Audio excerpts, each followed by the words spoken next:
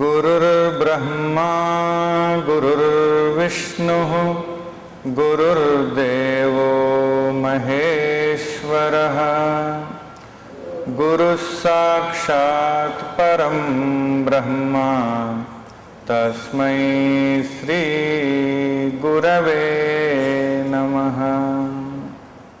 चिन्मयं व्यापि यत्सर्वं त्रैलोक्यं सचराचरं तत्पदं दर्शितं येन तस्मै श्री गुरवे नमः। हरि ओम। नामस्मरण। मंगलगौरी शिवदेवेरी मंगलगौरी शिवदेवेरी आदिनारी आदिनारी शिवकावेरी शिवकावेरी सूत्रधारी सूत्रधारी हरवोंकारी हरवोंकारी मंगलगौरी शिवदेवेरी आदिनारी शिवकावेरी सूत्रधारी हरवोंकारी हरवोंकारी नाट्यमयूरी अरिसंहारी अरिसंहारी तेजधारी जीवोद्धारी तेजधारी जीवोद्धारी ज्ञान भांडारी ज्ञान भांडारी शुभशृङ्गारी शुभशृङ्गारी धीरशौरी धीरशौरी ब्रह्माण्डनगरी ब्रह्माण्डनगरी धीरशौरी ब्रह्माण्डनगरी ब्रह्माण्डनगरी मोक्षशिखरी मोक्षशिखरी कल्याणकारी कल्याणकारी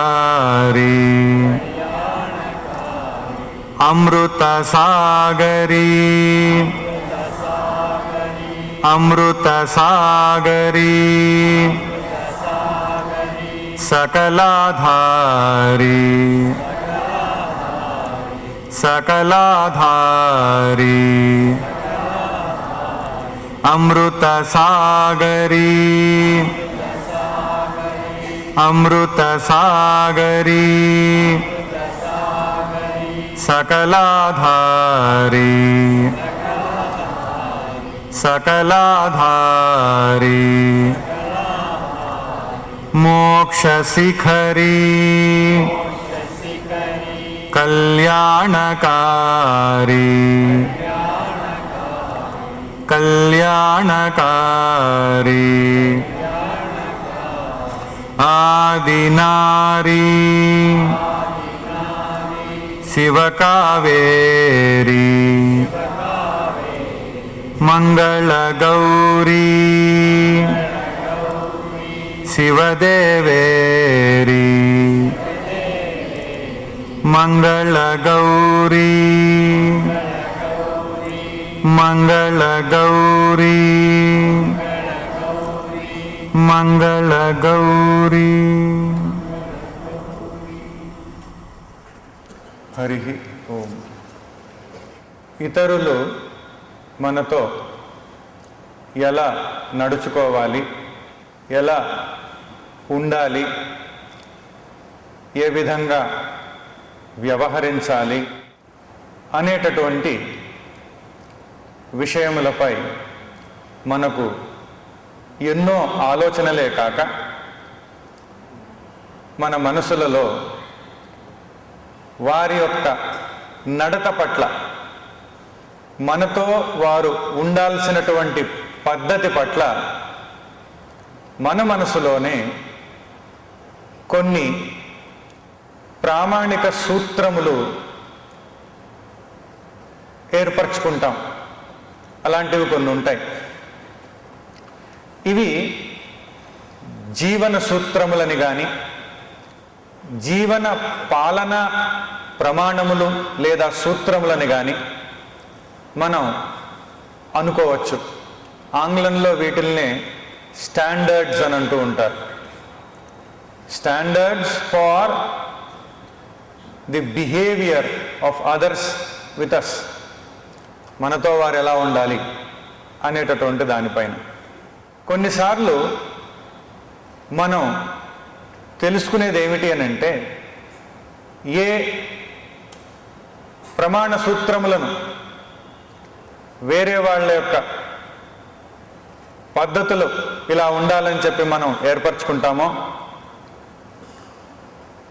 అవి వాళ్లకు తెలియని కూడా తెలియవు, మన మనసులోనే ఉంటాయి. వాళ్ళు ఇలా ఉండాలి, మనతో ఇలా వ్యవహరించాలి, ఇది మర్యాద, ఇది పద్ధతి. ఇవన్నీ సంస్కృతిలో పెద్దలు చెప్తూ ఉంటారు, గురువులు తెలియజేస్తూ ఉంటారు. అవన్నీ సబబే, అవన్నీ ఉండాల్సిందే. ఎలా నడుచుకోవాలో, ఎలా వ్యవహరించాలో సంఘంలో, సమాజంలో, ఇతరులతో పెద్దలు చెప్పకపోతే మనకు తెలియదు. వాళ్ళు తెలియజెప్తూనే ఉండాలి, మనం తెలుసుకుంటూనే ఉండాలి. కానీ ఇక్కడ ఏమిటి అని అంటే, మన మనసులో మన చుట్టూ ఉండేటటువంటి వాళ్ళ యొక్క వ్యవహార శైలిపై ఈ ప్రామాణిక సూత్రములను, జీవన సూత్రములను మనం ఏర్పరచుకుంటాం. ఏర్పరచుకున్న తర్వాత ఎప్పుడైతే మన మనసులో మనం ఏర్పరచుకున్నామో దాని తర్వాత వాళ్ళ ప్రవర్తన అంతా కూడా మనం వీటి ద్వారానే చూస్తూ ఉంటాం, ఈ అద్దముల ద్వారానే చూస్తాం.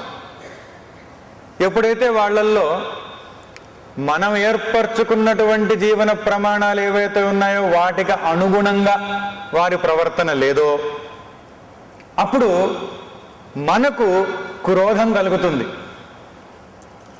ఏమిటి, వాళ్ళు పద్ధతి ప్రకారం మనతో వ్యవహరించట్లేదు, మర్యాద కూడా లేదు, ఇలా నడుచుకోవట్లేదు, అలా ఉంటుందా, అలా చేస్తారా అని చెప్పేసి మనకు క్రోధం కలుగుతుంది. వారి వ్యవహారంలో తప్పిదం ఉండొచ్చు, నేను దాన్ని కాదనట్లేదు.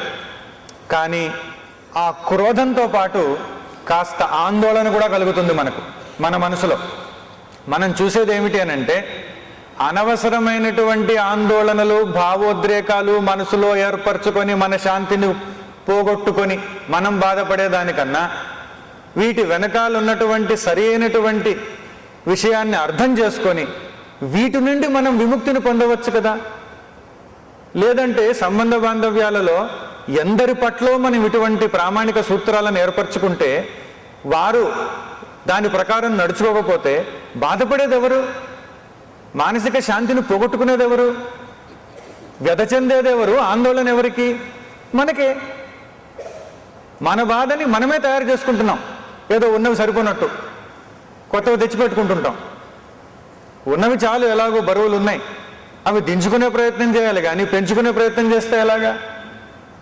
ఇలా మనం ఎప్పుడైతే ఏర్పరచుకుంటామో వాళ్ళు ఇలా మాట్లాడాలి, ఇలా కూర్చోవాలి, ఇలా నించోవాలి, ఇలా చెప్పాలి, ఇలా ఉండాలి, అవి తప్పననట్లేదు. వాళ్ళల్లో ఏదైనా దోషాలుంటే సరిచెప్పవచ్చు, సరిచేయవచ్చు, చెప్పవచ్చు. అది అధికారం మనకు ఉండేటట్లయితే తప్పనిసరిగా చర్య తీసుకోవచ్చు. ఇవన్నీ ఉండాల్సిందే, క్రమశిక్షణ ఉండాల్సిందే, చట్టబద్ధంగా న్యాయబద్ధంగా అన్నీ కూడా చెప్పాల్సిందే. కానీ మానసికంగా క్షోభను అనుభవించాలా, హృదయపరంగా ఆవేదనని లోపల ఉంచుకోవాలా, ఇది మనం ఆలోచించేటటువంటి సమస్య. దీనికి పరిష్కారాన్ని మనం చూస్తూ ఉన్నాం. ఎప్పుడైతే ఇలా మనం ఏర్పరచుకున్నామో వేరే వాళ్ళ యొక్క నడత పట్ల ఈ విధమైన స్టాండర్డ్స్ని మనం ఏర్పరచుకున్నామో అవి మన అశాంతికి కారణమవుతూ ఉన్నాయి. అందరూ దానికి అనుగుణంగా నడుచుకోలేరు, చాలామంది నడుచుకోరు కూడా. అందుకనే మనకు చాలామంది పట్ల ఎప్పుడో ఒకప్పుడు ఏదో ఒక విషయంలో, ఏదో ఒక సన్నివేశానికి సంబంధించి అసంతృప్తి ఉంటుంది, వెళుతుంటుంది, సంబంధంలో కాస్త విసుగు వస్తుంది, కొంచెం ఇబ్బందికరంగా ఉంటుంది. ఎందుకు ఉంటుంది ఇదంతా అని అంటే ఇదిగో ఈ ప్రమాణాలు ఉంటాయి, ప్రామాణిక సూత్రాలు ఉంటాయి. దీన్ని అందరూ అన్ని వేళలా పాటించలేరు, సరితూగలేరు వాటికి. అందుకని చెప్పి ఏమవుతుంది, మన బాధకు కారణాలు ఎక్కువ అవుతాయి, క్రోధం ఎక్కువ అవుతుంది, ఆందోళన ఎక్కువ అవుతుంది. ఇది సరిపోదన్నట్టుగా మరొక విషయాన్ని మనం గమనించాలి. ఈ ప్రామాణిక సూత్రాలతో పాటుగా జీవన సూత్రాలు ఏవైతే మనం అనుకుంటూ ఉంటామో వేరే వాళ్ళ గురించి, మన స్టాండర్డ్స్ గురించి మనం ఆలోచించాం, అది వేరే వాళ్ళు చెప్తే కానీ తెలియదు మనకు, అది వేరే వాళ్ళు చెప్తూ ఉంటారు. దీనికి తోడుగా మానసికంగా ఒక తీర్పును లేదా తీర్పులు మనం చేసేస్తూ ఉంటాం మనస్సులో. మెంటల్ జడ్జిమెంట్స్ అంటారు వీటిల్ని. ఇవి దుఃఖానికి హేతు అవుతూ ఉన్నాయి. మానసికంగా ప్రతి విషయం పట్ల కూడా మనకు ఈ తీర్పునిచ్చేటటువంటి స్వభావం ఒకటి ఉంటుంది. ఈ తీర్పుకి ఆధారం ఏమిటి? చట్టంలో కూడా తీర్పు ఇవ్వాలంటే దానికి కొన్ని సూత్రాలు ఉండాలి, కొన్ని చట్టాలు ఆధారంగా ఉంటాయి, కోర్టుల్లో కూడా ఇవ్వాలనంటే. అలాగే మానసికంగా మనం ఇచ్చేటటువంటి తీర్పులు ఏవైతే ఉంటాయో వేరే వాళ్ళ పట్ల, వాళ్ళ నడత పట్ల, వాళ్ళ వ్యవహారం పట్ల, వాళ్ళ కర్మల పట్ల, అవి మనం మన మనసులో ఏర్పరచుకున్నటువంటి ఈ ప్రామాణిక సూత్రాలు, జీవన సూత్రాలు, జీవన పాలనా ప్రమాణాలు, వీటిపై ఆధారపడి ఉంటాయి. ఈ రెండు కూడా ఎప్పుడైతే మన మనసులో ఉన్నాయో, ఆ సూత్రాలను ఆధారం చేసుకొని తీర్పులు వెలువడుతూ ఉన్నాయో, మనకి మనమే అనవసరమైనటువంటి కలతలన్నీ కూడాను సృష్టించుకుంటూ ఉన్నాము. మన ఆశాభంగమునకు, డిసప్పాయింట్మెంట్కు కారణం ఏమిటి, ఆగ్రహమునకు కారణం ఏమిటి అని సరిగ్గా మనం యోచన చేసేటట్లయితే, మనం ఇంతకు ముందే చూసాం, వేరే వాళ్ళు కారణం అనుకునేటంత వరకు మనం వీటి నుంచి విముక్తిని పొందలేం. మనమే కారణం అని అనుకుంటేనే మనం వీటి నుంచి బయటపడగలం, తత్క్షణమే శాంతిని ఉపశమనమును పొందగలం. ఆ దృష్టికోణంలో నుంచి మనం వీటిని చూస్తూ ఉన్నాం. ఆగ్రహమునకు, ఆశాభంగమునకు, ఐఎమ్ డిసప్పాయింటెడ్ విత్ యూ అని అంటూ ఉంటారు. నా ఆశాభంగం అయిపోయింది అని చెప్పేసి. యథార్థంగా మనం ఆలోచన చేస్తే కారణాలు ఏమిటి అని చూసేటట్లయితే, ఇదిగో ఈ మానసిక తీర్పులు, ఈ జీవన సూత్రాలు, ప్రామాణిక సూత్రాలు, ఇవే ఈ జడ్జిమెంట్స్, ఈ స్టాండర్డ్స్, ఇవి మన ఆగ్రహానికి, ఆశాభంగానికి హేతువులు అవుతూ ఉంటాయి. ఎప్పుడైతే ఇవన్నీ మనసులో తిష్టవేస్తూ ఉంటాయో అప్పుడు ఏమవుతూ ఉంటుందనంటే, కొన్ని భావావేశాలు లోపల కలుగుతూ ఉంటాయి. ఏదో కోల్పోతాము, ఏదో పోగొట్టుకుంటాము అని ఒక భీతి ఉంటుంది. దానికి సంబంధించినవే ఇవన్నీ కూడా. ఏదో కోల్పోతాం, ఈ భయం వలన క్రోధం వస్తుంది. ఎప్పుడైతే వేరే వాళ్ళు ఈ స్టాండర్డ్ని మీట్ కాలేదో మనం ఏదో కోల్పోతాం, మనం ఏదో పోగొట్టుకుంటాం, మన ప్రెస్టేజ్ దెబ్బతింటుంది, మన రెస్పెక్ట్ దెబ్బతింటుంది, మన వాల్యూ దెబ్బతింటుంది, లేకపోతే మన సుఖం దెబ్బతింటుంది. ఏదో అనుకుంటే ఏదో పోతుంది, ఏదో పోతుంది, ఏదో పోతుంది. వాళ్ళు నిజంగా పోగొడతారో లేదో మనకు తెలియదు, మనం పోగొట్టుకుంటే తప్ప. వాళ్ళకి అంత కెపాసిటీ ఉందో లేదో మనకు తెలియదు, ఎందుకంటే వాళ్ళకి అంత కెపాసిటీ ఉందా. వాళ్ళ మనసులో ఉండేదే వాళ్ళు పోగొట్టుకోలేనప్పుడు మన మనసులో ఉండేదాన్ని వాళ్ళు పోగొట్టడం ఏమిటి? మనం ఏదో కోల్పోతాం, ఏదో పోగొట్టుకుంటాం అనే భావన, అనే భయం వల్ల క్రోధం వస్తుంది, కలత వస్తుంది, కలవరం వస్తుంది, కల్లోలం కూడా ఏర్పడుతుంది మనస్సులో. ఇంతటితో ఆగిపోతుందా అని అంటే కాదు. మనం ఆవేదనకు గురైనప్పుడు ఇంకొన్ని భావాలు ఉంటాయి మనలో. చిన్నతనం అయిపోయింది, అప్రతిష్ట వచ్చింది, గౌరవ భంగం కలిగింది, అవమానం కలిగింది. ఇవి మనం సామాన్యంగా, సాధారణంగా చూస్తూ ఉంటాం. అవమానపరిచేటట్లుగా వాళ్ళు వ్యవహరించారు, గర్వభంగం అయిపోయింది. ఎవరు నిర్ణయం చేస్తున్నారు గర్వభంగం అయింది, అవమానపడ్డాము, చిన్నతనం అయింది అని? మన మానసిక తీర్పే అని మనం అర్థం చేసుకుంటే ఆ చిన్నతనం కాస్త పెద్దతనం అయిపోతుంది, ఆ అవమానం కాస్త చాలా గొప్పదైనటువంటి అవగాహన అయిపోతుంది. ఇది మన తీర్పే, మన తీర్పు. ఈ విధంగా మనం మానసికంగా ఏ తీర్పునైతే ఇస్తూ ఉంటామో వేరే వాళ్ళ యొక్క ప్రవర్తన పట్ల, దానివల్ల చిన్నతనం అవుతుంది. ఏమిటి మనకు ప్రమాణం చిన్నతనం అవుతుంది అనేది? మన మానసిక తీర్పే. మనమే నిర్ణయం చేసేస్తాం, చిన్నతనం అయింది. దాని తర్వాత ఏమవుతుంది? సంతోషం కలుగుతుందా అండి? బాధ కలుగుతుంది. ఇంకా బాధపడిపోతూ ఉంటాం, చాలా దుఃఖిస్తూ ఉంటాం.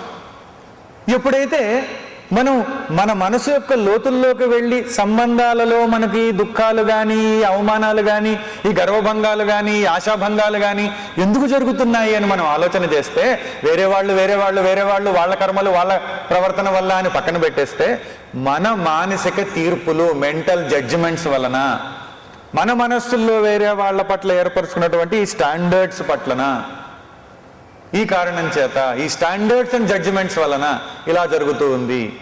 అందుకని ఆధునికంగా కొంతమంది చెప్తూ ఉంటారు, జడ్జి చేయొద్దు అని. జడ్జి చేయొద్దు అని అంటే అసలు లోకంలో క్రమశిక్షణ ఉండొద్దా, విలువలు ఉండొద్దా, చట్టం ఉండొద్దా అంటే అది కాదు. అక్కడ మానసిక క్షోభను తొలగించుకోవడానికి ఇవి మానేస్తే చాలు. అంటే ఏమిటి? ఏం చేయాలి? పరిష్కారాలు ఏమిటి? మనకు బాధ కలుగుతోంది, ఈ బాధ అయితే చాలా ఉంది. ఎవరన్నా మన ఇంటి పక్కకు వచ్చారు, పక్కింటి వాళ్ళని కలిసి వెళ్ళారు, మనకు కూడా స్నేహితులే, మనకు చెప్పలేదు, వాళ్ళు మనకు చెప్పాలి అనేది ఒక స్టాండర్డ్. చెప్పకపోవడం వల్ల నాకు బాధ కలిగింది, తీర్పు. నన్ను అవమానపరిచారు, తీర్పు. వాళ్ళకి దృష్టి ఉందో లేదో, వాళ్ళకి అసలు ఈ దృష్టి ఉందో లేదో, వాళ్ళు నాకు చెప్పలేదు, పక్కకొచ్చి నాకు చెప్పలేదండి, పక్కనే వచ్చారు. ఏమవుతుంది? కొంచెం అట్లా గోడ మీద నుంచి తొంగి చూస్తే నేను కనపడతాను కదా, అక్కడి నుంచి చిటికేస్తే నాకు తెలుస్తుంది కదా, ఈల వేస్తేనే నేను అర్థం చేసుకుంటా కదా, లొట్టలేసినా అర్థం అవుతుంది కదా కనీసం అక్కడి నుంచి. ఈ మాత్రం కూడా ఇట్లా నన్ను అవమానపరచాలా అండి? చెప్పండి, ఇది అవమానపరచడం కాదు, నేను బాధపడతాను. కారణం ఏంటి? నేనేమంటాను, వాళ్ళే కారణం. ఏదో పక్కాకు వచ్చి చెప్పలేదు చూసారా, నాకు చెప్పకుండా కావాలని ఇక్కడి దాకా వచ్చి చెప్పకుండా వెళ్ళిపోయారు చూడండి. ఇది మర్యాద? ఇదేనా మర్యాద? నేను బాధపడుతూనే ఉంటాను. దీనికి తోడు నాకు కూడా సహకారాన్ని అందించే వాళ్ళు కొంతమంది ఉంటారు. అబ్బా ఎప్పుడు ఛాన్స్ దొరకలేదు, వీడు ఏడుస్తుంటే చూడడానికి, ఇంకొంచెం వేడు అని చెప్పి, అవునండి ఓ అట్లా చేస్తారండి అంటే అయిపోయింది. ఇంకా దానికి ఇంకోటి తోడు, అగ్నికి గాలి తోడైనట్టు. తర్వాత ఏమవుతుంది? బాధ, ఇంకా ఎక్కువ బాధ. కారణం ఏమిటి దీనికి? అదో వాళ్ళు చాలా చాలా బాగుంది ఇలా అనుకోవడం. నిజానికి ఏమిటి? మన మనసులో వారి ప్రవర్తన పట్ల ఏర్పరచుకున్నటువంటి స్టాండర్డ్, వారు ఇలా చేయడం వల్ల నాకు చిన్నతనమైంది అనేటటువంటి మన మానసిక తీర్పు, మెంటల్ జడ్జిమెంట్, ఇవే కారణాలు. సంబంధములలో ఏర్పడేటటువంటి కలతలలో 90% ఇటువంటివే, 90% అన్ని ఇట్లాంటివే. లేని బాధలు సృష్టించుకోవడం అన్నమాట ఇవన్నీ కూడా. ఊరికి ఉండలేక ఇలాంటివన్నీ ఏర్పరచుకొని, చూడండి వాళ్ళ ఇంటికి బర్త్డే పార్టీకి అందరినీ పిలిచి మన పిల్లల్ని పిలవలేదు చూడండి, పిలిస్తే పిలిచారు కానీ వాళ్ళను భోంచేయమని చెప్పారు, వీళ్ళకి చెప్పలేదు. ఆకలితో ఏం కారణాలు ఉంటాయో వాళ్ళకి. ఇట్లాంటివి ఎన్నో ఉంటాయి. ఆ దారిలో అలా వెళ్తూ వెళ్తూ కూడా కళ్ళు గుడ్లు అప్పగించి ఇట్లా చూస్తూనే ఉన్నాడు. నేను నవ్వాను, నవ్వనే లేదు. ఇదేనా అసలు మర్యాద అంటే? సంస్కారం ఉందా అసలు? పొద్దున్నే ప్రశాంతత కోసం మార్నింగ్ వాక్కి వెళ్ళి ఇంటికి వచ్చేటప్పటికి ఇదంతా పట్టుకొని వస్తారు. ఇంట్లో ఉండేవాళ్ళు అనుకుంటారు ఎందుకన్నా వెళ్తారు ఈ మార్నింగ్ వాక్కి, ఇక్కడ ఉంటే అన్నా శాంతం ఉంటుంది. అక్కడ వెళ్ళి వాళ్ళు చూడలేదు, వీళ్ళు చూడలేదు, వాళ్ళు పలకరించలేదు, వీళ్ళని హల్లో అంటే కూడా చూడలేదు, వాళ్ళని ఊపితే కూడా పలకలేదు. ఎందుకు ఇవన్నీ దేనికి, ఎందువల్ల కలుగుతూ ఉన్నాయి? చాలా సామాన్యమైనటువంటి విషయాలే, కానీ మనసులో ఎక్కువ కలతను సృష్టిస్తూ వస్తాయి సంబంధములలో ఇవన్నీ కూడా. అందుకని ఈ జీవన సూత్రాలు కానీ, పాలన ప్రామాణిక సూత్రాలు కానీ, జీవన పాలన ప్రమాణాలు కానీ, ఇవన్నీ ఏవైతే అనుకుంటామో, స్టాండర్డ్స్కి ఇన్ని పేర్లు ఉన్నాయి, ఏవైతే అనుకుంటూ ఉంటామో, ఇవి ఈ మానసిక తీర్పులు. ఏం చేయాలి వీటిని? ఆధ్యాత్మిక పరిష్కారాలు వెతుకుతున్నాం. ఇట్లాంటి సంక్షోభాల్లో నుంచి ఎట్లా బయటపడాలి అని. మొట్టమొదటిది ఏమిటి అని అంటే, ఇది మనకు తెలిసింది కనుక ఈ ప్రామాణిక సూత్రాలు ఏవైతే ఏర్పరచుకుంటామో వేరే వాళ్ళ నడత పట్ల పక్కన పెట్టేద్దాం. కాసేపు పక్కన పెట్టి చూడండి, ఒకరోజు పక్కన పెట్టేస్తాం. మానసిక తీర్పులు ఏవైతే ఉంటాయో అవి తీసేస్తాం. మానసిక తీర్పులు తీసేస్తాం, అసలు తొలగించేస్తాం. రెండు తొలగించి చూడండి, ఎవరు ఎట్లా ప్రవర్తించినా మన మనసులో ఏ కలత రాదు. అప్పుడు మనసే అంటది బోరు కొడుతోంది, కొన్ని పెట్టుకో, కాస్త టైంపాస్ అన్న అవుతుంది. ఎందుకంటే కనీసం సుఖం లేకపోయింది, కాస్త కంప్లైంట్లు అన్నా ఉండాలి కదా మనసుకి. కొంచెం కంప్లైంట్లు అన్నా ఉంటే కొంచెం టైంపాస్ అవుతుంది. వాడు ఇట్లా చేశాడు, వీడు అట్లా చేశాడు, వాడు అట్లా, వీడు ఇట్లా అనుకుంటుంటే ఏమవుతుందో తెలుసా? ఇవి రెండు ఉండడం వలన సాధారణమైన కంప్లైంట్ ఏంటంటే అండి, వాళ్ళు ఇలా చేశారు, వీళ్ళు అలా చేశారు.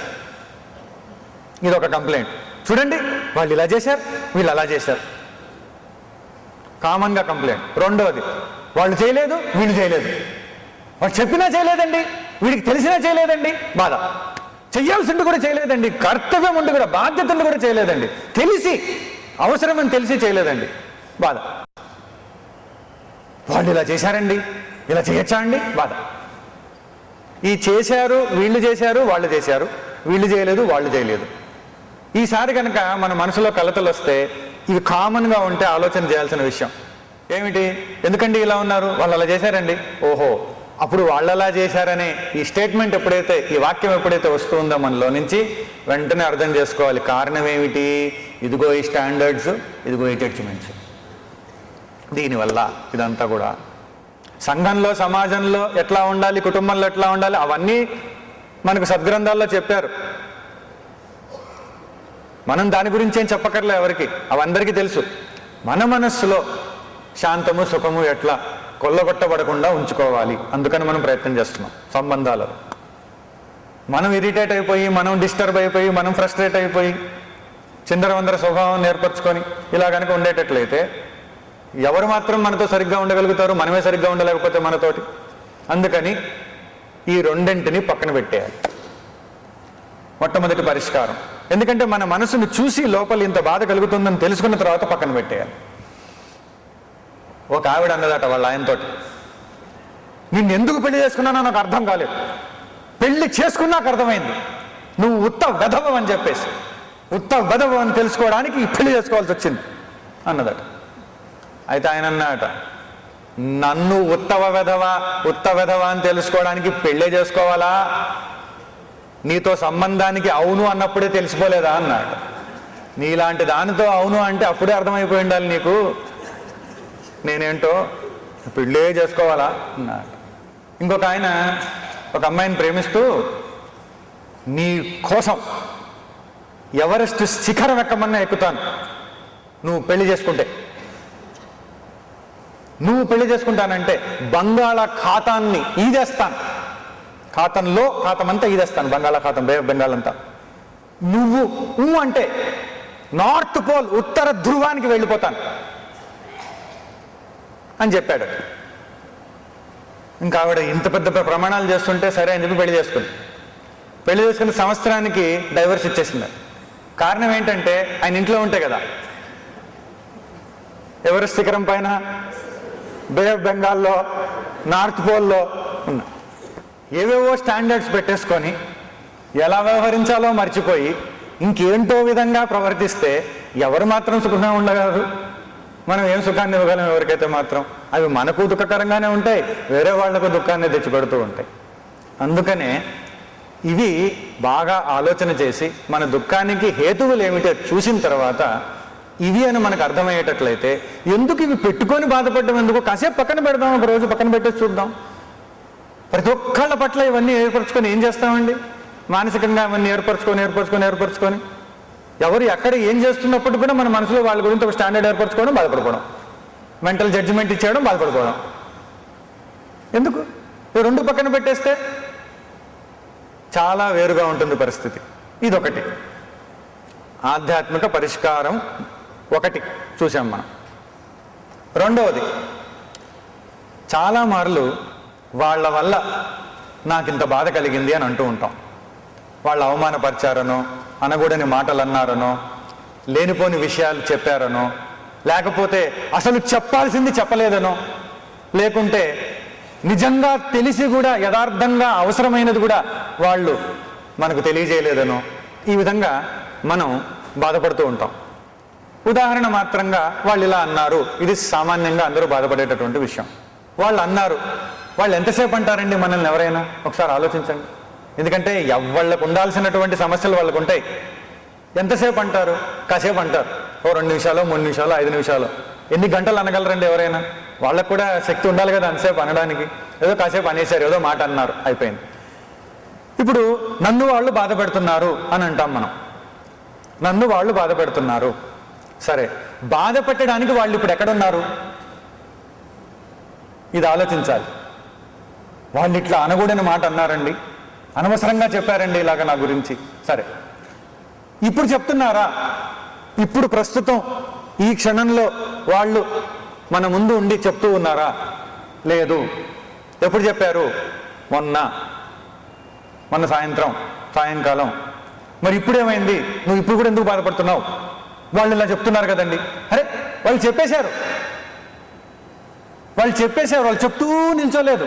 వాళ్ళకు చాలా పనులు ఉన్నాయి, వాళ్ళకి ఎన్నో పనులు ఉంటాయి. వాళ్ళకి ఇదొకటే పనే, ఇదొకటే పుచ్చుకున్నారేంటి వాళ్ళు? ఇంకెన్నో పనులు ఉంటాయి వాళ్ళకు కూడా.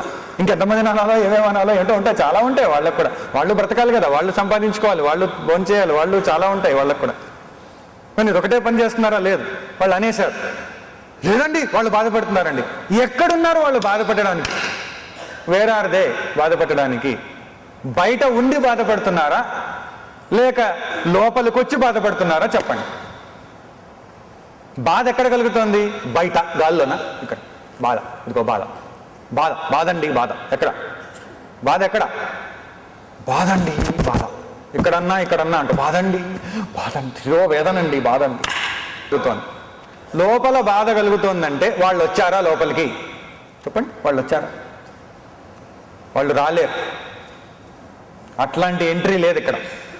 కానీ వాళ్ళు ఎలా వచ్చారు? కానీ వాళ్ళు వచ్చారు. ఎందుకంటే వాళ్ళు అన్న మాటలు మళ్ళీ మళ్ళీ మళ్ళీ మళ్ళీ లోపల రిపీట్ అవుతూనే ఉన్నాయి, మళ్ళీ మళ్ళీ వస్తూనే ఉన్నాయి, మళ్ళీ మళ్ళీ స్మృతికి వస్తూనే ఉన్నాయి, వరుస క్రమంలో వస్తున్నాయి, ఒకదాని తర్వాత ఒకటి మళ్ళీ మళ్ళీ వస్తున్నాయి. వాళ్ళు ఎలా వచ్చారు లోపలికి? ఇప్పుడు మనకు ఒకటి అర్థమైపోయింది, వాళ్ళు బయట కాదు లోపల ఉన్నారు. బయట లేరు కదండి, బయట స్థూలంగా లేరు, వాళ్ళు ఎప్పుడో ఉన్నారు అనేసి వెళ్ళిపోయారు. ఇప్పుడు లోపల ఉన్నారు. లోపల ఎలా ఉన్నారు? ఏ విధంగా ఉన్నారు? వాళ్ళంతటా వాళ్ళే మన లోపల ఉండగలరా, లేక మనకు సంబంధించింది ఏదైనా ఉంటే ఉండగలరా? మన ఆలోచన ఉంటే వాళ్ళ పైన మన ఆలోచన రూపంలో వాళ్ళు ఉండగలరు, అంతే. వాళ్ళు లోపల ఉండడం అంటే వాళ్ళు మనలో ఉన్నారు, ఉండి తిడుతున్నారు లోపల. ఇప్పుడు అంటున్నారు అంటే మన ఆలోచనల రూపంలో వాళ్ళు ఉన్నారు. మన ఆలోచనే వాళ్ళ రూపాన్ని దాల్చి, వాళ్ళ మాటలను దాల్చి లోపలికి వచ్చి వేసింది రికార్డు, లోపల నడుస్తూ ఉంది. పూర్వకాలంలో అయినా గ్రామ్ఫోన్ రికార్డులు ఇవి అయితే మార్చాల్సి వచ్చేది, క్యాసెట్లు అయితే మార్చాల్సి వచ్చేది. ఇప్పుడు MP3 వస్తే చాలాసేపటి వరకు మార్చక్కర్లేదు. ఇంకా ఐపాడ్ అయితే అసలు మార్చే పనే లేదు, అది నడుస్తూనే ఉంటుంది. అలాంటిది ఇక్కడ లోపల నడుస్తూ ఉంటుంది, లోపల నడుస్తూనే ఉంటాయి, ఇవి నడుస్తూనే ఉన్నాయి. ఎక్కడ ఎవరు లోపల కూర్చున్నా, లోపల ఎలా ఉన్నారు, ఏ రూపంలో ఉన్నారు? మన ఆలోచనల రూపంలో ఉన్నారు. వాళ్ళ తిట్లు ఎలా ఉన్నాయి? మన ఆలోచనల రూపంలోనే ఉన్నాయి. వాళ్ళ ముఖం ఎట్లా ఉంది? మన ఆలోచనే వాళ్ళ ముఖ రూపాన్ని దాల్చి లోపల కూర్చుంది. అంటే ఇప్పుడు ఇంకా వాళ్ళు మనల్ని అంటున్నట్ట, మనమే మనల్ని అనుకుంటున్నట్ట? ఒక్కసారి ఆలోచించండి. వాళ్ళు మనల్ని అంటున్నారా? ఏదో మొదలు పెట్టారు ఆటని వాళ్ళు, అంతే. మొదలు పెట్టడానికి వాళ్ళు అక్కడ ఉన్నారు, ఆ ఆట వాళ్ళు స్టార్ట్ చేశారు, మనం ఆడుకుంటున్నాం, మనతో మనమే ఆడుకుంటున్నాం. ఇప్పుడు వాళ్ళు ఎక్కడ అంటున్నారండి? మన ఆలోచనలే మనల్ని అంటున్నాయి. ఇది మనతో మనమే ఆడుకునే ఆట, ఇదే బంధనం. బంధనం అంటే ఇంకెక్కడో లేదండోయ్. వీళ్ళను పట్టుకుంటే బంధనం, వాళ్ళను పట్టుకుంటే బంధనం, లేకపోతే ఇది వీళ్ళని వదిలేయాలి, వాళ్ళని వదిలే, ఏం అక్కర్లేదు. ఇది అర్థమైతే చాలు. మనమే పట్టుకుంటాం, మనల్ని ఎవరు పట్టుకోరు, మనమే పట్టుకున్నాం. ఇప్పుడు వాళ్ళు ఇలా అన్నారు, ఆ అన్నటువంటిది వాళ్ళ లోపల నిలబడిపోయింది. ఇప్పుడు మన ఆలోచన రూపంలో ఉంది, వాళ్ళ ముఖం అలానే ఉంది, వాళ్ళు అన్న మాటలు అట్లానే ఉన్నాయి, వాళ్ళు వ్యవహరించిన తీరు అట్లానే ఉంది, వాళ్ళు చేసిన పనులు అట్లానే, అన్నీ మన ఆలోచనలే. ఇప్పుడు మన ఆలోచనలు మనల్ని బాగా పిండి ఉతికేస్తున్నాయి, ఉతికి ఆరేస్తున్నాయి. లోపల మన ఆలోచనలే. మన ఆలోచనల రూపంలో వాళ్ళు ఉన్నప్పుడు స్వేచ్ఛ మనకుందా, వాళ్ళకుందా? స్వతంత్రత మనదా, వాళ్ళదా? మనదే. ఇప్పుడు వాళ్ళు మన ఆలోచనల రూపంలో మన లోపల ఉన్నప్పుడు వదిలేయచ్చు కదా. వాళ్ళు ఎలా ఉన్నారో ఒకసారి పరిశీలన చేస్తే వాళ్ళ మాటలు మన ఆలోచనల రూపంలోనే ఉన్నాయని తెలుసుకుంటే ఇవి మనవే. మనమైనప్పుడు మనం వదిలేయచ్చు కదా. మన వాటిపైన మనకు స్వేచ్ఛ ఉండాలి, స్వతంత్రత ఉండాలి, ఎట్లా పడితే అట్లా చేయగలిగి ఉండాలి, వదిలేయాలి. మన లోపల వాళ్ళు ఏదైతే మన ఆలోచన రూపంలో తిష్ట వేసుకొని కూర్చున్నారో వాళ్ళు పాపం ఏం చేశారు? మనమే పెట్టుకున్నాం లోపల. మనం వదిలేయలేక, వదిలేసే విధానం తెలిసి రాక లోపలికి తెచ్చి పెట్టుకున్నాం కనుక ఇప్పుడు బాధపడుతున్నాం. అందుకని ఇప్పుడు ఏం చేయాలి? ముందేమో ఆ స్టాండర్డ్స్ని, జడ్జిమెంట్ని వదిలేయాలన్నాం. సరే, ఇప్పుడు ఇంకా లోపల ఉన్నారే, లోపల వచ్చేసారే, అర్థం చేసుకోవాలి. వాళ్లకు ప్రత్యేకంగా వాళ్ళంతటా వాళ్ళు రాలేరు, మన మనసే ఆ రూపాన్ని పొంది లోపలికి వస్తుంది, ఆ విధంగా మనల్ని బాధపెడుతూ ఉంటుంది, ఈ ఆలోచనలు మనవే అని ఎప్పుడైతే అర్థమవుతుందో వదిలిపెట్టేయచ్చు. ఈ బాధించేటటువంటి ఆలోచనలు నాకు అవసరం లేదు, దుఃఖపెట్టేటటువంటి ఆలోచనలు నాకు వద్దు, వాళ్ళు నా మనసులో నా ఆలోచన రూపంలో ఉన్నారు కావున ఇంకా అవసరం లేదు, వదిలేస్తున్నాను, అయిపోయింది. ఇంకా వాళ్ళు ఎలా బాధపడతారండి? ఈ రహస్యం అర్థమైతే ఎవ్వరు కూడా మనల్ని లోపలికి వచ్చి బాధపెట్టలేరు. బయట ఏమనుకుంటే మనకెందుకండి? మనం ఏం చేస్తాం దానికి? మనకు అనవసరం. బయట ఏమనుకున్నా మనకేం కాదు, అది మనసు లోపలికి వచ్చి ఆ వృత్తి రూపంలో తయారైతేనే మొదలవుతుంది దాంతో ఉండేదంతా కూడా. అందుకని అదొక రెండవ పరిష్కారం, అలా వదిలేయచ్చు దాన్ని. ఈ విధంగా మనం బయటపడవచ్చు. మూడవ పరిష్కారం ఏమిటనంటే, ఒక ఉద్రేకం కలుగుతోంది, భావ ఉద్రేకం, భావ ఆవేశం, భావ ఉద్వేగం, ఇవి కలుగుతున్నాయి మన మనసులో. కలిగినప్పుడు దాని విధానం పైన దృష్టిని పెట్టి దాని లోపలికి వెళ్ళి దాని వేర్ల దగ్గరికి వెళ్ళాలి. మనం ఎప్పుడు ఆకుల దగ్గర, కొమ్మల దగ్గరే ఉంటాం. దాని వేర్ల దగ్గరికి వెళితే ఈ ఉద్రేకంగా క్రోధం కలిగింది, ఆశాభంగం కలిగింది, బాధ కలిగింది, దుఃఖం కలిగింది, ఇవేవో కలుగుతున్నాయి. ఇవి కలుగుతూ ఉన్నప్పుడు వీటి వేర్ల దగ్గరికి వెళ్ళాలి. మనం బయటే ఉంటాం ఎంతసేపు కూడా, వాళ్ళు ఇలా చేశారు, వీళ్ళ నా మనసులో డిస్టర్బెన్స్, వాళ్ళు డిస్టర్బ్డ్ పీపుల్, అందుకని ఇట్లా వేర్లలోకి వెళితే దీన్ని పట్టుకోవాలి. ఇప్పుడు క్రోధం ఉంది, లేకపోతే కలత ఉంది, ఆందోళన ఉంది, దాన్ని పట్టుకొని అలా లోపలికి వెళ్ళాలి. దాని వేర్ల దగ్గరికి వెళ్ళి ఆ వేర్లను తెలుసుకునే ప్రయత్నం అంటే మన గమనికతో, మన జాగరూకతమైనటువంటి ఎరుకతో దాన్ని కనుక మనం చూసేటట్లయితే అక్కడ ఏమవుతుందనంటే మనం దాన్ని చూస్తున్నాం కనుక అవి ప్రకాశింపబడతాయి, వేర్లు ప్రకాశింపబడతాయి. ఏ చెట్టుకైనా వేర్లు మనం చూడాలనుకున్నప్పుడు భూమి లోపలే సహజంగా ఉండేటటువంటి చెట్లకన్నీ భూమి లోపలే ఉంటాయి కనుక కొంచెం లోపలికి చూస్తే కానీ తెలియదు మనకు వేర్లను చూడాలంటే. అలాగే మన మనస్సు లోపల పొరల అరల లోపల దాగుంటాయి వేర్లు, ఈ భావావేశాలు, భావోద్రేకాల వేర్లు. దానికి ఒక్క భావోద్రేకాన్ని చూసినా కూడా మనకు అన్ని భావోద్రేకాలతో పద్ధతి ఇంతేనని అర్థమైపోతుంది. అన్నం వండినప్పుడు ఒక్క మెతుకుని చూస్తే ఎట్లాగైతే అంత అర్థమైపోతుందో ఇక్కడ కూడా అంతే. ఒక్క భావోద్రేకంతో ఈ పరిశీలనాత్మకంగా మనం ప్రయత్నం చేస్తే మనకు అర్థమైపోతుంది. When we go in to the roots of the emotions with awareness we illumine there roots. మనం ఆ వేర్లని ప్రకాశితం చేస్తాం. ఆ వేర్ల వెనకాల ఆ వేర్లకు శక్తిని కలిగించే ఆధారభూతమైనటువంటి ఆ శక్తి మనకు కనపడుతుంది. ఎప్పుడైతే ఆ ఇల్యూమిన్ చేసామో, ఎప్పుడైతే ప్రకాశితం చేసామో వాటిని, వెంటనే ఈ ఉద్రేకానికి శక్తిని అందించేటటువంటిది ఏదైతే ఉందో, శక్తిగా ఏదైతే ఉందో లోపల, అది కరిగిపోతుంది. అది కరిగిపోతుంది. ఎప్పుడైతే అది క్షీణించిపోయిందో, ఎందుకంటే మనం చూడట్లేదు కనుక నిలిచిపోయింది. అది మనం చూసామంటే ఆ చూపుకి, ఎరకతో చూసేటటువంటి చూపుకి, గమనికతో చూసేటటువంటి చూపుకి, ఆ చూపుకి మనం అంటుంటామే చూసుకుంటా, ఓ చూపు చూసుకుంటా అని, ఆ చూపు లోపల చూడాలి, బయట చూపు కాదు, లో చూపు చూడాలి. లో చూపు చూస్తే ఇది ఎందుకు వచ్చింది, దీని వేర్లేంటి అని ఒక్క 2 నిమిషాలు మనం టైం తీసుకొని లోపలికి వెళ్ళి చూస్తే దీని వేర్లేంటని లోతుల్లోకి వెళ్ళగలిగితే అక్కడ ఆ వేర్లను ఇది ప్రకాశితం చేస్తుంది. దాని కింద ఆధారంగా ఉండే శక్తి విదితమైపోతుంది. ఎప్పుడైతే అది తెలిసిపోతూ ఉందో, మనం తెలుసుకుంటూ ఉన్నామో, ఆ కరిగిపోతుంది, అది క్షీణించిపోతుంది. క్షీణించిపోతే ఉద్రేకానికి శక్తి లేదు కనుక ఉద్రేకము పతనమైపోతుంది. ఆ భావోద్రేకం ఏదైతే మనకు బాధను కలిగిస్తుందో, ఆవేదనను కలిగిస్తుందో, అది పతనమైపోతుంది. దాన్ని పతనం చేయడానికి చూడాలంటే ఆ చూపే కావాలి. మనం ఎన్నో చూస్తుంటాం, ఇది కూడా ఒకసారి చూస్తే అయిపోయింది. ఇది 3వ పరిష్కారం. ఒక ఆయన గారు ఉండేవారట, వాళ్ళ ఆవిడ.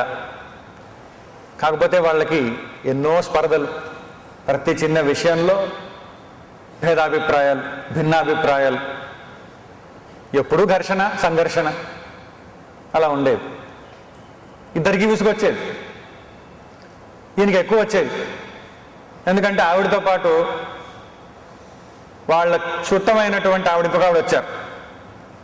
ఇంకా ఆవిడ ఇంకొంచెం యాడ్ చేశారు. దానికి యాడ్ చేసేటప్పటికి ఇంకా చాలా భరించలేనటువంటి కష్టం అయిపోయింది. వీళ్ళు చాలా బాధపడిపోతున్నారు. ప్రతిరోజు ఏదో ఒకటి, పొద్దున్న లేచినప్పటి నుంచి పడుకునే వరకు ఎన్నో ఇట్లాంటివి. సరే, ఇలా జరిగి ఆవిడ నిందించి, ఆవిడ తూలనాడి, నిర్లక్ష్యం చేసి, హేళన చేసి ఇలా జరుగుతూ ఉండేది. ఇలా కొంతకాలం తర్వాత, 30 ఏళ్ల జీవితం తర్వాత ఆయన వెళ్ళిపోయారు. వెళ్ళిపోయిన తర్వాత కొంతకాలానికి ఆవిడికి మళ్ళీ ఈ విలువ తెలిసొచ్చింది. అయ్యో, ఈయన లేకపోయేటప్పటికీ ఏమిటేమిటి చక్కగా ఉండేవి, ఆయన ఉండుంటే అర్థం చేసుకోలేదని చెప్పేసి చాలా బాధపడిపోయిన తర్వాత, ఎందుకంటే పోయిన తర్వాత అర్థమైందనమాట విలువ ఏంటో. కొంతమందికి ఉన్నంత వరకు అర్థం కాదు.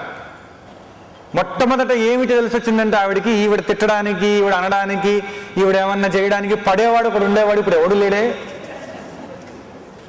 ఎప్పుడు పడేవాడు, ఏమన్నా కూడా ఊరుకునేవాడు. ఈ వేరే వాళ్ళు ఎవరు ఊరుకోవట్లేదే, ఒక మాట అంటే 10 అంటున్నారు. పాపం ఈయనంత మంచివాడు అని ఇప్పుడు అర్థమవుతుంది నాకు. అప్పుడు అర్థం చేసుకోలేదు నేను.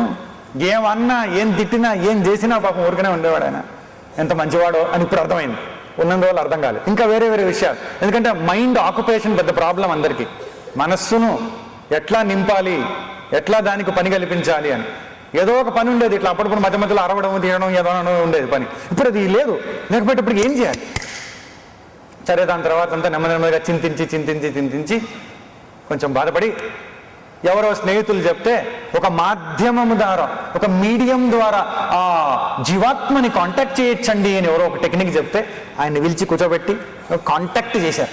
కాంటాక్ట్ ఉన్న రోజుల్లో ఉన్న కాంటాక్ట్ అంతా పోయింది, ఇప్పుడు లేని తర్వాత కాంటాక్ట్ చేశారు. కాంటాక్ట్ చేసిన తర్వాత ఆయనతో మాట్లాడేటటువంటి సంబంధం గుర్తుర్చుకున్నారు. ఎవడో ఉంది జీవాత్మ, దాంతో మాట్లాడే సంబంధం ఏదో కొంతమందికి అలా వస్తుంటాయి, అలా ఆ మీడియంతో మాట్లాడితే మాడు. సరే, ఇంతలో వాళ్ళు కమ్యూనికేట్ చేస్తున్నారన్నమాట, ఆ మీడియంతో లింక్ కుదిరింది. సరే, మాట్లాడుతున్నారు. ఏమండి ఎలా ఉన్నారు, మీ గురించి చాలా బాధపడిపోతున్నానండి, ఎంత విలువ ఎంత ఇంపార్టెంట్ మీరు నాకు అర్థమైందండి. ఈవిడ పక్కన ఈవిడ చుట్టం కూడా ఉన్నారు, ఇద్దరు కూడా వింటున్నారు. అక్కడి నుంచి ఆయన చాలా హాయిగా ఉంది, చాలా బాగుంది, నీ దగ్గర ఉన్నదానికంటే ఎంత బాగుందో నాకు ఇప్పుడు తెలుస్తోంది, ఎంతో శాంతంగా ప్రశాంతంగా చక్కగా హాయిగా లక్షణంగా ఉంది అని అన్నారు. అంటే ఇప్పుడు ఈవిడ పోనీలేండి మీరు స్వర్గంలో ఉన్నారంతే చాలు అని అన్నది. స్వర్గమా అని గట్టిగా అరిచాడు ఆయన. కాదు, నేను నరకంలో ఉన్నా అంటే ఈవిడ దగ్గర ఉండి ఉండి ఉండి ఇప్పుడు నరకం కూడా సుఖంగానే ఉందన్నమాట. ఆలోచించండి, నరకానికి వెళ్తే ఆయన లక్షణంగా ఉన్నా హాయిగా ఉన్నా సుఖంగా ఉన్నా అంటున్నాడు. అదేం అనిపించట్లేదు అసలు. అక్కడ వాళ్ళన్నీ చూస్తూ ఉంటే పెట్టేవన్నీ కూడా ఇదేంటి నథింగ్ అనుకుంటున్నాడు ఆయన. ఇది ఎందుకు పనికి వస్తుంది అసలు, వీళ్ళకి తెలియదు అసలు ఎట్లా చేయాలో, అసలు మా వాడిని అడిగితే చెప్తుంది అని. అంటే ఏమిటంటే అది కూడా సుఖంగా అయిపోయిందనమాట. మన మనస్సు ఆ విధంగా మనమే తయారు చేసుకుంటూ వస్తాం, మనమే ఏర్పరచుకుంటాం ఈ భావాలన్నీ కూడా. వేరే వాళ్ళు ఊరికే తాత్కాలిక కారణాలుగా కనపడతారే కానీ నిజానికి ఈ కారణాలన్నీ కూడా మన లోపలే ఉంటాయి, మనమే అయి ఉంటాం ఇవన్నీ కూడా. అందుకనే మనం పరిష్కారాలను గనక, ఈ పరిష్కార మార్గములను గనక చక్కగా తెలుసుకొని జీవితంలో ఉపయోగించుకునేటట్లయితే ఈ సంబంధముల ద్వారా మనం ఎదుర్కొనేటటువంటి అనేకములైనటువంటి సమస్యలు అట్లాగా కరిగిపోతాయి అన్నమాట. సమస్యలు ఉండవు అని చెప్పట్లేదు, సమస్యలు ఉంటేనే ఎదుగుతాం, కానీ సమస్యలను ఎట్లా అధిగమించాలి, ఎట్లా దాటివేయాలి, ఎట్లా తగ్గించుకోవాలి, దాని యొక్క తీవ్రత ఎట్లా నిర్మూలనం చేయాలి నెమ్మది నెమ్మదిగా సాధన ద్వారా, ఇది మనం తెలుసుకుంటూ పోతూ ఉన్నాం. జీవించున్నటువంటి ప్రతి వాడికి ఏదో ఒక సమస్య ఎదురవుతూనే ఉంటుంది. సమస్యలు ఎదురవుతేనే మనలో ఉండేటటువంటి పటిమంతా కూడా వ్యక్తమవుతుంది, మన చేవంతా కూడా తెలిసి వస్తుంది. మనం దానికి చక్కగా మనల్ని మనం తీర్చిదిద్దుకోవడానికి అవకాశం కూడా ఏర్పడుతూ ఉంటే ముందుకు వెళ్ళిపోతూ ఉంటాం. ఈ కోవలో 4వ పరిష్కారం ఏమిటి అని అంటే, నేను వేరు వాళ్ళు వేరు వాళ్ళు వేరు నేను వేరు అని ఏదైతే మనం అనుకుంటూ ఉంటామో ఆ వేరు వేరు అనేటటువంటిది యథార్థంగా మనం చూసేటట్లయితే శరీరము మనస్సు బుద్ధి ఇంద్రియములు వీటి వరకు తారతమ్యతలు కనపడతాయేమో కానీ లోతుల్లోకి వెళ్ళి, ఎలాగైతే ఇందాక భావోద్రేకం యొక్క వేర్ల దగ్గరికి వెళ్ళి దాన్ని చూస్తే అక్కడ ఉండే శక్తి మనకు కనపడుతుంది, అది క్షీణించిపోతుంది, భావోద్రేకం పతనం అయిపోతుందని తెలుసుకున్నామో అట్లాగే మన లోతుల్లోకి వెళ్ళి మన సహజ స్వరూపం దగ్గరికి వెళ్ళి చూసేటట్లయితే అక్కడ ఈ వేరు అనేటటువంటిది కనపడదు. జీవులలో వారి వారి యొక్క అంతఃకరణ వృత్తులను అనుసరించి దోషాలు ఉండొచ్చండి. అంతఃకరణంలో దోషాలు ఉంటాయి. బుద్ధి మనసు చిత్తం అహంకారం అనేది దోషపూరితం అయి ఉండొచ్చు, మనస్సులో దోషాలు ఉండొచ్చు, అంతఃకరణలో ఇవన్నీ ఉంటాయి. కానీ మనం ఆ మనస్సుని మాత్రం, ఆ బుద్ధిలో ఉండే లోపాన్ని మాత్రం, లేకపోతే ఆ చిత్తంలో ఉన్నటువంటి చెత్తని మాత్రం, ఈ అహంకారాన్ని మాత్రం, ఈ క్రౌర్యాన్ని మాత్రం ఇవి చూసేటట్లయితే అవే మనకు కనపడతాయి. కానీ కొందరు మహాత్ములు ఉంటారు, వాళ్ళు చూస్తారు, కానీ వాళ్ళు వీటి లోతుల్లోకి వెళ్ళి వీటిని చూడరు, ఈ పొరలని అరలని చూడరు, లోతుల్లోకి వెళ్ళి యథార్థమైనటువంటి స్వరూపాన్ని చూస్తారు. కనుక వాళ్ళకి దోషాలు కనపడవు, వాళ్ళకు కూడా దోషాలు అంటవు. ఎందుకంటే దానికి దోషాలు ఎప్పుడైతే అంటవో అది అంటబడదు దేని చేత. కనుక ఎవరైతే అనుసంధానం చేస్తారో వాళ్ళని కూడా దోష లేశములు స్పృశించలేవు. ఎందుకనంటే సర్వగుణ దోష సంబంధ రహితమైనటువంటిది పరబ్రహ్మ. అదే మన లోపల మన ఆత్మ అనేదైతే అనుకుంటామో నిజంగా చూస్తే అదిగా మన లోపల ఉంటూ ఉంటుంది. ఆ విధంగా మనం అనుకుంటూ ఉంటాం, దాన్ని అలా ఉంటుంది. అది ప్రస్తుతానికి మనం ఉంటుంది అనుకోవడంలో సబబే. కావున దానిని మనం చూసే ప్రయత్నం చేస్తే, అనుసంధానం చేసే ప్రయత్నం చేస్తే, ఎవరైతే దీన్ని చేస్తారో వాళ్ళని సమదర్శనులు అంటారు. అంటే వాళ్ళు సమంగా ఉంటారు. వాళ్ళు దేహానికి ప్రాధాన్యతనివ్వరు, ప్రాధాన్యతనివ్వరు, శీలమునకు ప్రాధాన్యతనివ్వరు, అంటే క్యారెక్టర్లో ఉండే ఫ్లాస్కి ప్రాధాన్యతనివ్వరు. వాళ్ళు వీటన్నిటికీ దాటి వేసినటువంటి, వీటన్నిటికంటే అతీతమైనటువంటి నిర్దోషమైనటువంటి బ్రహ్మ పదార్థాన్నే చూస్తారు. అందుకని వాళ్ళకి ఏ దోషాలు అంటవు, ఏవి వాళ్ళల్లో ప్రతిబింబించవు, వాళ్ళని ప్రభావితం చేయను లేవు. ఇది ఒక అతి ఉత్తమమైనటువంటి పరిష్కారం. ఇంతకుముందు మనం చూసినటువంటివి మనం చేయగలిగేటటువంటి సామాన్యమైన సాధారణమైన పరిష్కారాలు, అవి కూడా చేయగలగాలి, నిర్ణయం తీసుకుంటే చేయొచ్చు. ఇది అతి ఉత్తమమైనటువంటి ఆధ్యాత్మిక పరిష్కారం. ఎవరి స్థాయిని బట్టి, ఎవరి అర్హతను బట్టి, ఎవరి పవిత్రతను బట్టి, ఎవరి శక్తిని బట్టి వాళ్ళు పరిష్కారాలను చేసుకుంటూ రావాలి. ఇహైవ తైర్జిత సర్గో యేషాం సామ్యే స్థితం మనః నిర్దోషం హి సమం బ్రహ్మ తస్మాత్ బ్రహ్మణి తే స్థితాః. 19వ శ్లోకం 5వ అధ్యాయంలో ఈ విధంగా చెప్తూ ఉన్నారు. యేషాం మనః సామ్యే స్థితం, ఎవరి మనస్సు సమభావమున అంటే సమభావమున నిశ్చలము అవుతూ ఉన్నదో, తైహి ఇహ ఏవ సర్గః జితః, ఈ జీవితమునందే అంటే వారి చేత ఈ జీవితముననే సంసారము జయింపబడినది. అంటే వాళ్ళు సంసారాన్ని జయిస్తూ ఉన్నారు. సంసారం అంటే ఏమిటని చూసాం మనం, మనకు మనమే సృష్టించుకొని ఈ అనవసరంగా దృష్టి అంతా కూడా మాలిన్యం పైన, మలము పైన పెట్టి, మనసులో బుద్ధిలో ఉండేటువంటి వాటిపైన పెట్టి, వాటి యొక్క చిక్కుల్లో పడిపోయి చిక్కుకుపోయి ఎలా బయటపడాలో అర్థం కాక వెదచెందేటటువంటి దాన్ని సంసారం అంటున్నాం. అందుకనే అన్నారు తైహి ఇహ ఏవ సర్గః జితః, వారి చేత ఈ జీవితముననే సంసారము జయింపబడినది. హి ఏమనగా బ్రహ్మ నిర్దోషం సమం, ఈ బ్రహ్మము గుణదోషాది రహితమగు సమస్వరూపము. ఈ బ్రహ్మము లోపల ఏదైతే ఉన్నదో ఈ ఆత్మే ఆ బ్రహ్మము, పరబ్రహ్మం అని ఏదైతే అంటూ ఉంటామో అది గుణదోష రహితమగు సమస్వరూపం.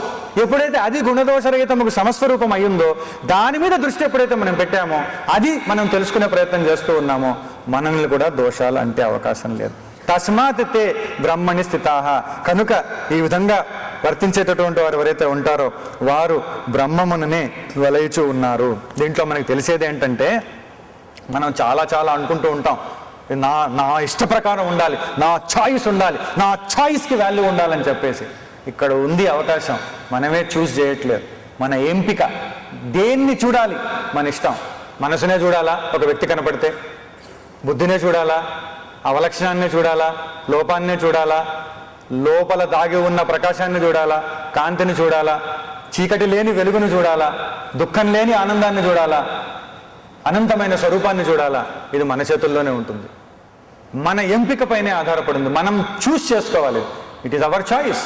మనం దేన్ని చూడాలనేది, మనం దేన్ని చూస్తామో దాన్ని బట్టే మన అనుభవం కూడా ఆధారపడి ఉంటుందన్నమాట. అనుభవం కూడా వ్యక్తమవుతూ ఉంటుంది.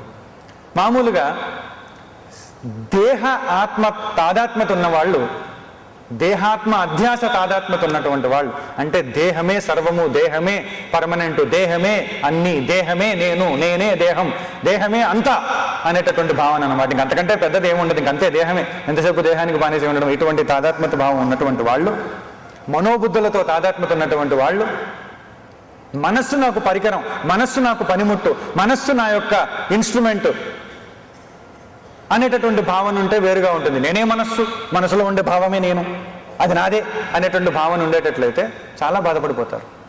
ఈ విధంగా తాదాత్మ్యత భావన ఉండేటటువంటి వాళ్ళు ఏమిటంటే, ఈ భ్రాంతి కల వారికి అనుకూలమైనటువంటివి, ప్రతికూలమైనటువంటివి అనేటటువంటివి ఎప్పుడు ఏర్పడుతూనే ఉంటాయి. ప్రియమైనటువంటివి, అప్రియమైనటువంటివి అని కూడా వాళ్ళకు తారసపడుతూ ఉంటాయి. ప్రియమైనటువంటిని చూసినప్పుడు హర్షము, అప్రియమైనటువంటి వాటిని చూసినప్పుడు ద్వేషము కలుగుతూ ఉంటుంది. అంతేకాకుండా శీత ఉష్ణ వీటన్నిటిని కూడా చూసినప్పుడు, శీతోష్ణములన్నీ చూసినప్పుడు ఒకప్పుడు హర్షము, మరొకప్పుడు దుఃఖము కూడా వీరికి కలుగుతూ ఉంటాయి. శోకము కలుగుతూ ఉంటుంది వీరికి. ఈ విధంగా కలుగుతూ ఉంది. అంతేకాకుండా మనోభావాలు నావే, వాటితో తాదాత్మ్యత చెందిన వాడిని నేనే అని అభిప్రాయపడుతూ ఉన్నప్పుడు ఆ భావావేశములు, ఉద్రేకములు, ఉద్వేగములు ఏవైతే ఉంటాయో ఇవి నావే అనుకున్నప్పుడు వాటిలో చిక్కుకుపోవడం, నావి కాదు అని ఎవరైతే అనుకుంటారో, ఒక్క మాట అనుకుంటే చాలు, ఈ ఉద్రేకం నాది కాదు అనగలగాల. ఆ సమయంలో నాది కాదు, కనీసం నాది కాకపోతే ఎవరిదండి అనే సంశయం వచ్చింది అనుకోండి, ఇదిగో ఆ భగవంతుడిది, నీ ఎదురుగా ఏ చిత్రపటం ఉంటే ఇదిగో నీదే, పో తీసుకో అని చెప్పేస్తే అయిపోతుంది. పోనీ నా చేత కావట్లేదు, నువ్వన్నా తీసేసుకో అంటే తీసేసుకుంటాడే. ఇది జరిగి తీరుతుంది, మనం చేస్తే తెలుస్తుంది ఈ విషయం అంతా కూడా. కావున ఈ ఉద్రేకం నాది కాదు, క్రోధం వచ్చినప్పుడు ఇది నాది కాదు, ఆందోళన వచ్చింది ఇది నాది కాదు, బాగా ఆవేదన తీవ్ర మనోవేదన కలుగుతుంది, నాది కాదు. ఒకసారి అంటే తెలుస్తుంది, నాది కాదు అంటే మంచిది. రైల్లో ఎవరన్నా ప్రయాణం చేస్తున్నారు, ఒక ఆయన ఎవరో వచ్చాడు 2-3 సూట్ కేసులు తీసుకొని పెట్టేశాడు, వెళ్ళిపోయాడు, దిగిపోయాడు ప్లాట్ఫామ్, మళ్ళీ ఎక్కలేదు. ఇంకంతే వీళ్ళని వాళ్ళని అడిగారు, నీదే అనాది కాదు, నీదే అనాది కాదు, నీదే అనాది కాదు. ఇంకా అంతలో సడన్గా ఎవరో చెప్పారు, దీంట్లో ఏముందో. ఇంకంతే, ఎవ్వడు దాన్ని తీసుకోవట్లేదు, దానికి ఎవరికి అవసరమే లేదు. ఎందుకంటే దాంట్లో ఏవో ఉంది, ఏం పేలుతుందో ఏమవుతుందో అందుకని చెప్పేసి ఇంకా దాన్ని పట్టించుకో. అదంటే ఇంకా జిగుప్స, అసహ్యం, భయం, వదిలేసుకో. తెలుసు కనుక. లేదంటే దాంట్లో ఇంకేమన్నా ఉందేమో, దానివల్ల నాకేమన్నా లాభం వస్తుందేమో, దానివల్ల నాకేమన్నా మేలు జరుగుతుందేమో అనుకుంటే ఎవరు దొరకట్లేదు, అలా కూడా ఉంటుంది. అని మన భావాన్ని బట్టి మన ప్రవర్తన. ఇక్కడ కూడాను వీటిల్లో కూడా ఏమిటో పేలేటి ఉన్నాయని తెలిస్తే, ఉద్రేకాల్లో తెలిస్తే అది అర్థం చేసుకుంటే దూరం పెట్టేస్తాం. నాది కాదు అంటాం, నాది కాదు, నాది కాదు. మలం ఎట్లాగైతే విసర్జించిన తర్వాత నాది కాదు అనే భావన ఆటోమేటిక్గా వచ్చేస్తుందో, నాది కదా అని చెప్పేసి మనం ఏమన్నా పట్టుకొని దగ్గర పెట్టుకుంటామండి, దాన్ని తీసుకొని ప్రిజర్వ్ చేసుకుంటామేంటండి. అప్పటిదాకా నాదే కదా, నాది కాదు, ఎందుకంటే నాది కాదు. ఇది కూడా మలమే. ఎందుకంటే మనల్ని బాధించేది, మనల్ని బంధించేది అంతా అలాంటిది. ఇది మనోమలం, అది స్థూలంగా శారీరక మలం, అంతే తేడా. అందుకని చెప్పేసి ఇది నాది కాదు అనుకునేటటువంటి వాళ్ళు ఎవరైతే ఉంటారో వాళ్ళు శరీరంలో ఉన్నా, అందరితో వ్యవహరిస్తూ ఉన్నా వాళ్ళు అశరీరులే అని శాస్త్రం అంటూ ఉంది. అశరీరం వా వసంతం ప్రియా అప్రియే నా స్పృశతః. ఎవరైతే ఈ దేహాత్మ భావన లేదో, అంటే ఈ విధంగా తాదాత్మ్యత భావన లేదో, ఇదంతా మలము అని చెప్పి అర్థం చేసుకొని నాది కాదు అనుకుంటూ ఉన్నారో, లోక దృష్టిలో వాళ్ళు సశరీరులైనప్పటికీ కూడాను నిజానికి ఆధ్యాత్మిక దృష్టిలో వాళ్ళు అశరీరులే అయి ఉన్నారు. అశరీరులైనటువంటి వారికి ప్రియములు అప్రియములు ప్రభావితాన్ని చేయలేవు, తాకజాలవు. ఎందుకనంటే వాళ్ళు సర్వభూతములలో ఉన్నటువంటి నిర్దోషమైనటువంటి బ్రహ్మని చూస్తూ ఉంటారు. అందుకనే వాళ్ళని ఇవేవి అంటావు. నా ప్రహృష్యేత్ ప్రియం ప్రాప్య నోద్విజేత్ ప్రాప్య చాప్రియం స్థిర బుద్ధిరసమ్మూఢో బ్రహ్మవిద్ బ్రహ్మణి స్థితః. 5వ అధ్యాయంలో 20వ శ్లోకంలో ఈ విధంగా చెప్తున్నారు పరమాత్మ. ఆత్మ ఒక్కటే అందరిలో ఉన్నటువంటిది అని ఎవరికైతే నిశ్చయాత్మకమైనటువంటి బుద్ధి కలుగుతూ ఉందో, స్థిర బుద్ధి కలుగుతూ ఉందో, అట్టి వారికి కల్పితమైనటువంటి మోహావేశం ఉండదు. ఈ కల్పించుకునే మోహావేశాలు ఇవన్నీ కూడా. ఎందుకంటే వారికి యథార్థంగా ఉండేటటువంటి ఆత్మనే చూస్తారు వాళ్ళు, మిగతా వాటిని చూడరు. దాన్నే చూసే ప్రయత్నం చేస్తారు, అనుసంధానమే ఉంటుంది. అందుకని వాళ్ళు దాంట్లోనే స్థిరంగా ఉంటారు. ప్రియ అప్రియముల విషయమై హర్షము కానీ ఉద్వేగం కానీ వారికి ఉండదు. ఎందుకంటే బ్రహ్మమునందే దృఢమైనటువంటి దృష్టి కలవారు గనక వాళ్ళని బ్రహ్మవేత్తలు అంటూ ఉంటారు. ఇది మనం వేరే వేరే స్థాయిల్లో పరిష్కారాలను చూసాం. ఇప్పుడు మళ్ళీ మనం ఒక సాధారణ స్థాయికి వచ్చేస్తే మనల్ని మనం చూసుకోగలం, ఎట్లా వ్యవహరించాలి మామూలుగా. బట్ ఏమిటనంటే కొన్నిసార్లు మనం మనలో గిల్టీ ఫీలింగ్ని చూస్తూ ఉంటాం, అపరాధిత్వాన్ని చూస్తూ ఉంటాం.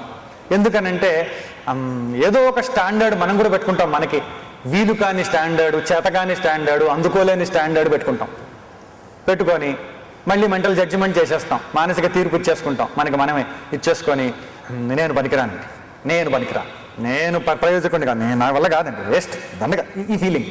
ఇలా ఫీలింగ్ వచ్చేసిందంటే, ఈ భావం వచ్చిందంటే చేసే పని కూడా చేయలేం.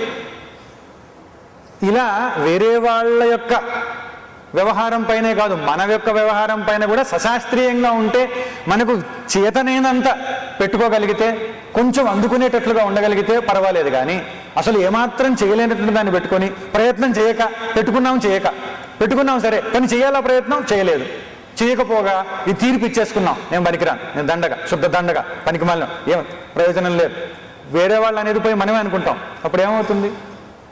గిల్టీ ఫీలింగ్ వచ్చేస్తుంది లోపల. ఇది కూడా వదిలించుకోవాలంటే ఇవి ఒక్కోసారి పక్కన పెట్టడం మంచిది. అందుకనే మన ప్రేమని, కరుణని, లోపల ఉన్నటువంటి ఈ కాంతి ఏదైతే మనసు ద్వారా, బుద్ధి ద్వారా వ్యక్తమవుతుందో, హృదయం ద్వారా, దానిని మనస్సు, కాంతి, ఈ మనసులో ఉన్న ప్రేమ, కాంతి, కరుణ, దీనిని కనుక మనం వ్యక్తపరిచేటట్లయితే మనకు అవి శాంతిని అందిస్తాయి.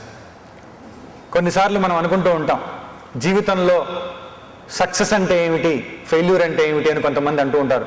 ఒక పెద్ద ఆయన చెప్తున్నారు, ఏమిటనంటే ఎప్పుడైతే మనం మనలో కానీ ఇతరులలో కానీ భయాన్ని, భయము, క్రోధము, అపరాధిత్వము, అవమానము, దుఃఖము, చింత,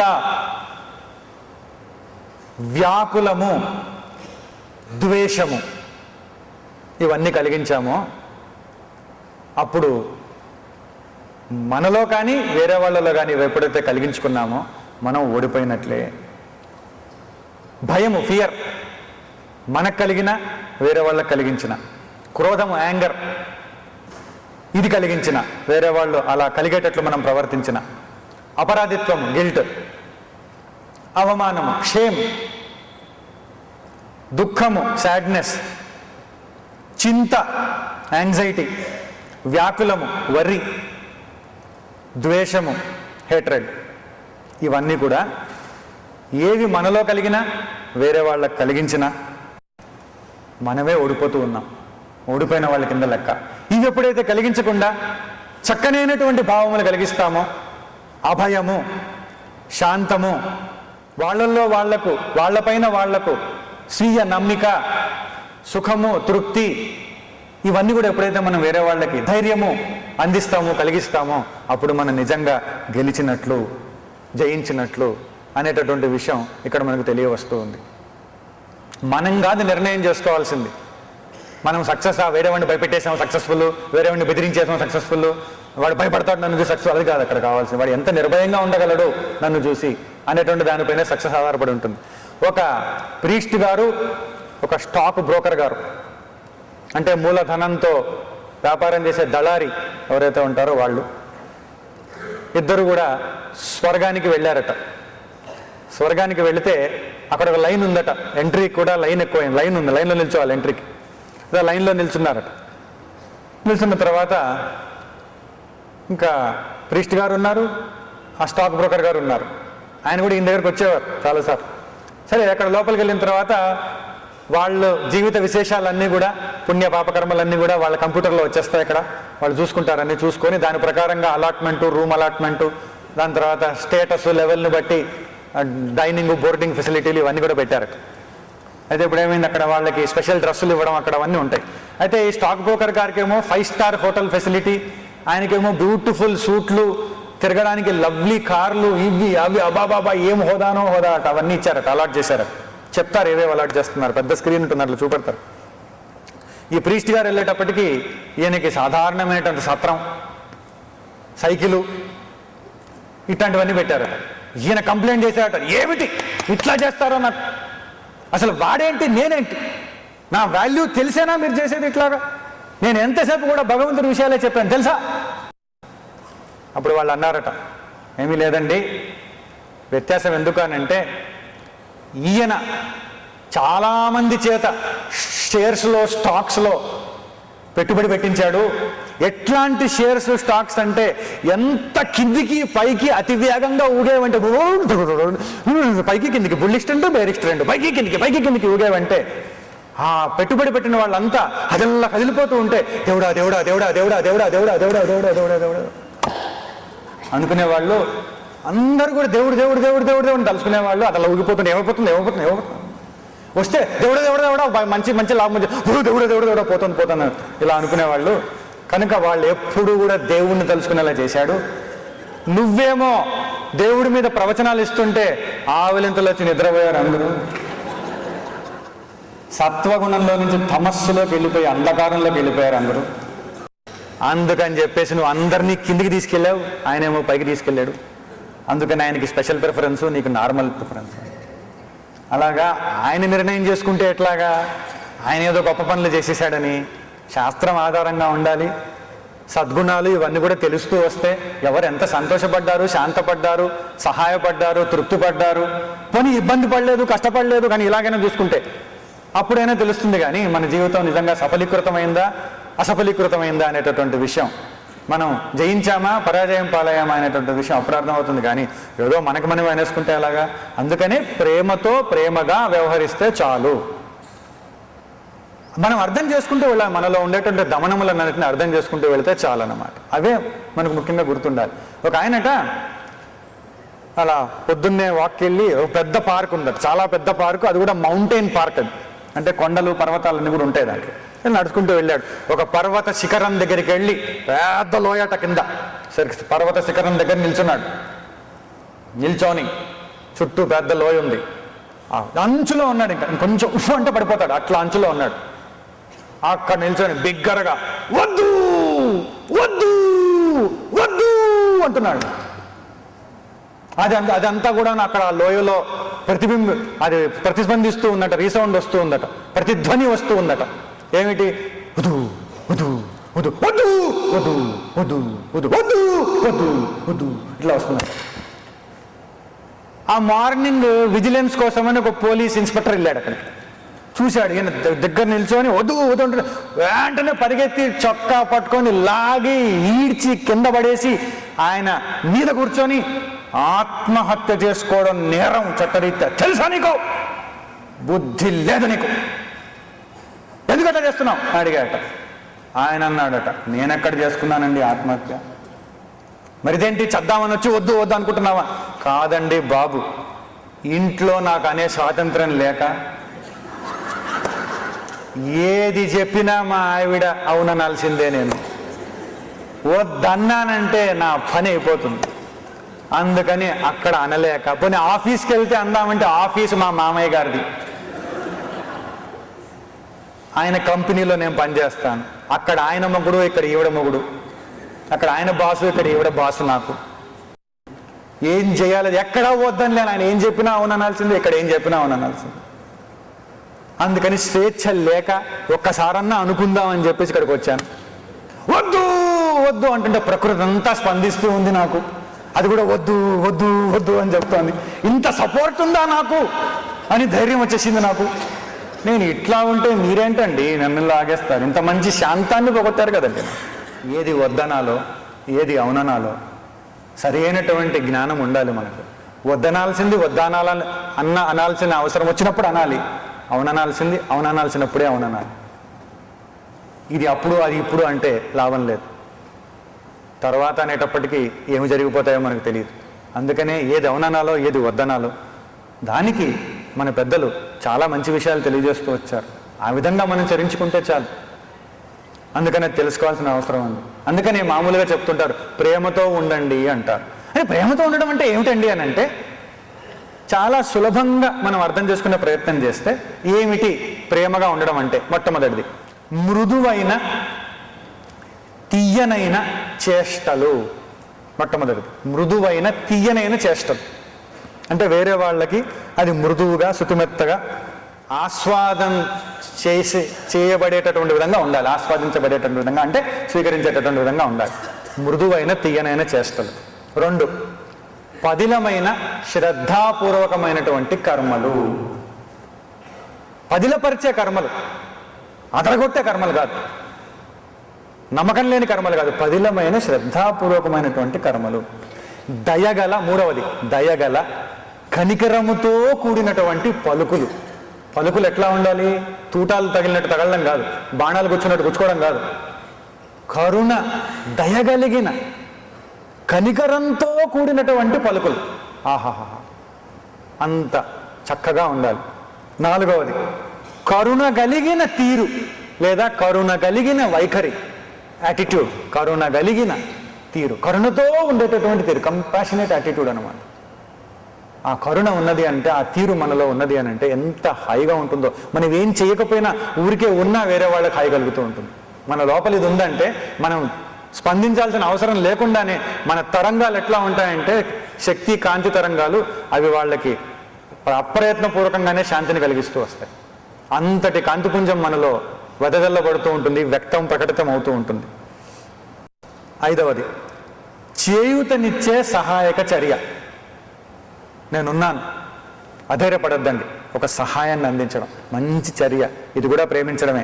ప్రేమించడం ఉత్త గ్రీటింగ్ కార్డులు రాసుకొని ఐ లవ్ యూ అనడం కాదు, ఇవన్నీ. 6వది మంచి సుఖకరమైనటువంటి అనుభవాన్ని ఇతరులతో పంచుకొని వాళ్లకు సుఖాన్ని అందించడం. భయంకరమైన దాన్ని పంచుకొని భయపెట్టడం కాదు, ద్వేషపూరితమైన దాన్ని తెలియజెప్పి వాళ్ళలో ద్వేషాన్ని పెంచడం కాదు. చూడండి, ప్రేమించడం అంటే ఇవి కొన్ని సూత్రాలను మనం పాటించేటట్లయితే ఇది ప్రేమ అని అనబడుతూ ఉంటుంది. ప్రేమగా ఉండడం అంటే ఇలా ఉండాలి అని. పదిలమైన ప్రేమ అంటే ఏమిటి? ఇది చాలా ముఖ్యమైనటువంటి విషయం అండి. పదిలమైనటువంటి ప్రేమ అంటే ఏమిటి? ఒక ఆయన అన్నాడట, ఒక వీకెండ్ ఈ మధ్యన కొంచెం ఫేమస్ అయిపోతుంది ఇక్కడ కూడా, వీకెండ్ అని చెప్పేసి, సాటర్డే సండే అయితే వీకెండ్. ఆయన అన్నాడట, సరేలేవే ఎప్పుడు కూడా ఒకటేలాగా ఉంది మన జీవితం, కొంచెం క్రియేటివ్గా సృజనాత్మకంగా ఏదైనా వెరైటీ తీసుకొస్తే ఎలా ఉంటుందన్నాడు. ఏదైనా వెరైటీ తీసుకొద్దామని ఆవిడ అన్నదంట, నేను కూడా ఎదురు చూస్తున్నా వెరైటీ కోసం, అందుకని మీరు వంట చేయండి, నేను హాయిగా పేపర్ చదువుకుంటూ టీవీ చూస్తాను. రెండవది, మీరు పిల్లల్ని చూసుకోండి, నేను షికారుకి వెళ్ళి వస్తాను. మీరు గిన్నెలు తోమండి, నేను పక్కింట్లో వాళ్ళతో మాట్లాడొస్తాను. ఇదేమిటి అన్నాడు. మీరు చేసే పని నేను చేసే పని మీరు, వెరైటీ. సుఖపెట్టేది వెరైటీ కానీ ఎవరికైనా ఆలోచన చేస్తే తృప్తిని కలిగించేది, హాయిని కలిగించేది, స్వీకృతిని కలిగించేది అయి ఉండాలి, సమ్మతిని కలిగించేది అయి ఉండాలి. లేదా మన లోపల ఆ సమ్మతిని స్వీకృతినన్నా ఏర్పరచుకోగలగాలి. కలిగించేవే దొరకకపోవచ్చు అందరికీ, లోపల ఆ భావాన్ని ఏర్పరచుకుంటే చాలు. అందుకని పదిలమైన ప్రేమ అంటే ఏమిటి? ఇది గుర్తుంచుకోండి, రియల్లీ స్టేబుల్ లవ్. ఆ స్టేబుల్ లవ్లో, ఆ పదిలమైన స్థిరమైనటువంటి ఆ ప్రేమలో అనవసరమైనటువంటి ఉద్రేకాలు ఉండవు, నిరాశలు ఉండవు, నిస్పృహలు ఉండవు, ఆశాభంగాలు ఉండవు. ఇవేవి చోటు చేసుకోనటువంటి పదిలమైన ప్రేమ ఎలా సాధ్యం అని అంటే కొన్ని ఉన్నాయి, లెక్కబెట్టచ్చు వేళ్లతో. ఇవి నిజంగా పాటిస్తే, మన మనసులో ఆ లక్షణాన్ని ఏర్పరచుకుంటే, మనం ఎవ్వరిని ప్రేమించినా, ఎవ్వరితో ప్రేమగా ఉన్నా నిజంగా ప్రేమించగలుగుతాం, యథార్థంగా ప్రేమించగలుగుతాం. పర్మనెంట్గా ఆ సంబంధం ఎప్పుడూ స్థిరంగా ఉంటుంది. అంతవరకు ఉత్తుత్తి మాటలు తప్ప, కళ్ళలవడం తప్ప, కోకొల్లలవడం తప్ప ఇంకేమీ లేదు. అందుకని ఏమిటనంటే, మొట్టమొదటిది దీన్ని అర్థం చేసుకునే ప్రయత్నం కూడా, ఊరికే స్టేట్మెంట్ చెప్పడం కాదు. ఆకాంక్ష ఆపేక్ష లేకుండుట, అది నిజంగా పదిలమైన ప్రేమ. మొట్టమొదటిది ఆకాంక్ష ఆపేక్ష లేకుండుట. కొంచెం తక్కువ స్థాయిలో చెప్పాలంటే ఇదే పదాన్ని నిరీక్షణ, ఎదురుచూపు. ఏదో చేస్తారు, ఏదో జరుగుతుంది, ఏదో అవుతుంది, ఏదో నువ్వు అనుకున్నది అవుతుందో లేదో తెలియదు, ఏదో మటుకు అవుతుంది అవునండి. ఇది చూడండి, దీన్ని అర్థం చేసుకోవాలి. నిరీక్షణ, ఎదురుచూపు. కొంచెం హై స్థాయిలోకి వెళ్ళి చూస్తే ఆకాంక్ష ఆపేక్ష. ఆంగ్లంలో చూస్తే ఎక్స్పెక్టేషన్. ఆలోచించండి, దాన్ని ఇంకో రకంగా అర్థం చేసుకుంటాం. ఊరికి ఎక్స్పెక్టేషన్ లేకుండా ఉండదు. ఎక్స్పెక్టేషన్ లేకుండా ఉండేటటువంటిది చాలా స్థిరంగా, చాలా పదిలంగా, చాలా దృఢంగా ఉంటుంది. ఎలాగా? అది ఎలా అర్థం చేసుకోవాలి? ఎక్స్పెక్టేషన్ లేకుండా ఉండడం అంటే, ఆకాంక్ష లేకుండా ఉండడం అంటే ఎలాగండి? ఎక్స్పెక్టేషన్ లేకుండా రిలేషన్షిప్ ఎలాగండి? ఎక్స్పెక్టేషన్ లేకుండా ఉండడం అని అంటే ఏది ఎలా ఉన్నా సమ్మతి, స్వీకృతి. దీనిని ఎక్స్పెక్టేషన్ లెస్నెస్ అంటారు. లేకపోతే డౌట్ వచ్చేస్తుంది మనకి, ఎక్స్పెక్టేషన్ లేకపోతే ఎట్లాగా? కృష్ణ పరమాత్మ కూడా భగవద్గీతను చెప్పిన కనీసం వింటాడనన్నా ఎక్స్పెక్ట్ చేసి ఉంటారు కదా. పాటించకపోతే వింటాడు, కనీసం వినాలి కదా. ఇక్కడ ఏమిటనంటే, ఏది ఎలా ఉన్నా సమ్మతి, స్వీకృతి. ఆలోచించి చూడండి ఒకసారి. This is called as expectationlessness. ఆకాంక్ష రహితమైనటువంటి, ఆపేక్ష రహితమైనటువంటి, పదిలమైనటువంటి, స్థిరమైనటువంటి, పవిత్రమైనటువంటి, యథార్థమైనటువంటి, నిజమైనటువంటి, సత్యమైనటువంటి, దైవికమైనటువంటి, పరిపక్వమైనటువంటి ప్రేమ. ఇది ప్రేమ.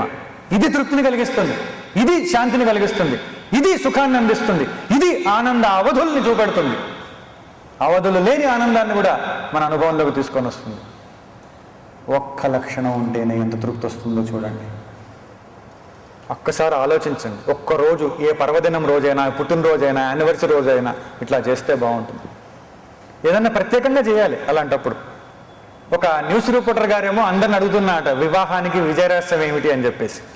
సక్సెస్ఫుల్ మ్యారీడ్కి చాలామంది అడుగుతూ అట్లాగే ఒక యూరోపియన్ ఎవరో ఒక ఆయన వచ్చారట. యూరోపియన్ వాళ్ళు వస్తే, వాళ్ళు అక్కడే పుట్టి అక్కడే పెరిగినటువంటి వాళ్ళు యూరోపియన్లు వస్తే వాళ్ళని అడిగారట, ఏమండి మీ మ్యారీడ్ లైఫ్కి సక్సెస్కి సీక్రెట్ ఏంటండి అని. వాళ్ళ ధోరణిలో వాళ్ళు చెప్పారు. ఆయన అన్నారట, ఏం లేదు, ప్రతి వారం 3 రోజులు ఉత్తేజభరితమైన అద్భుతమైన, అంటే రొమాంటిక్, ఉత్తేజభరితమైన అద్భుతమైనటువంటి 3 డిన్నర్స్కి వెళ్తాం. ప్రతి వారం 3 డిన్నర్స్కి వెళ్తాం.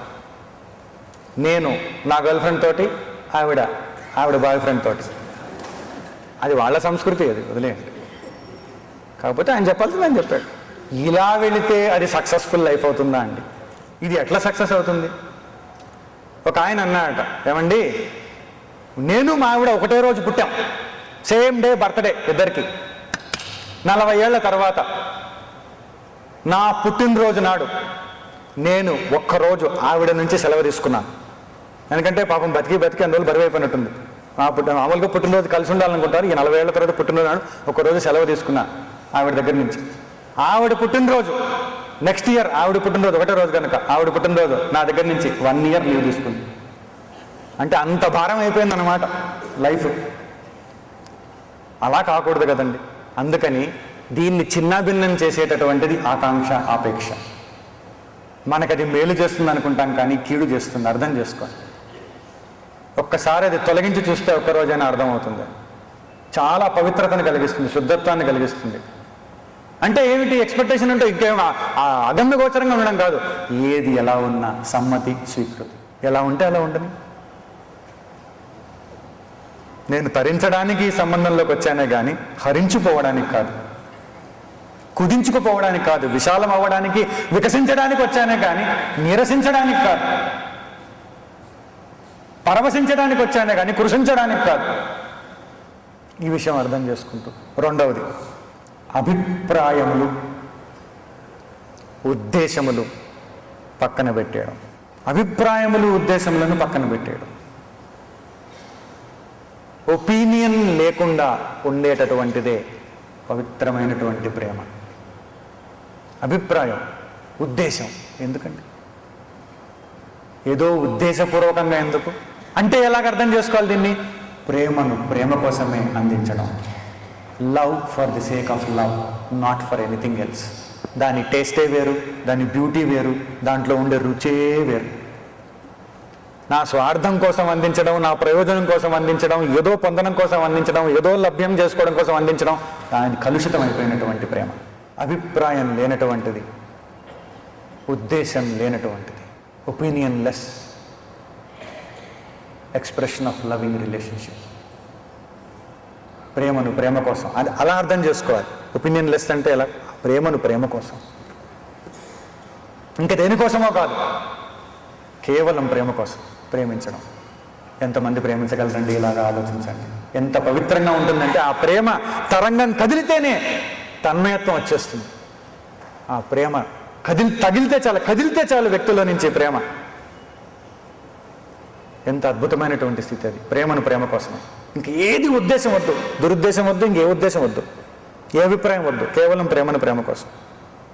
మూడవది రాగము లేనటువంటిది, లేదా సంలగ్నము లేనటువంటిది, అటాచ్మెంట్ లేనటువంటిది.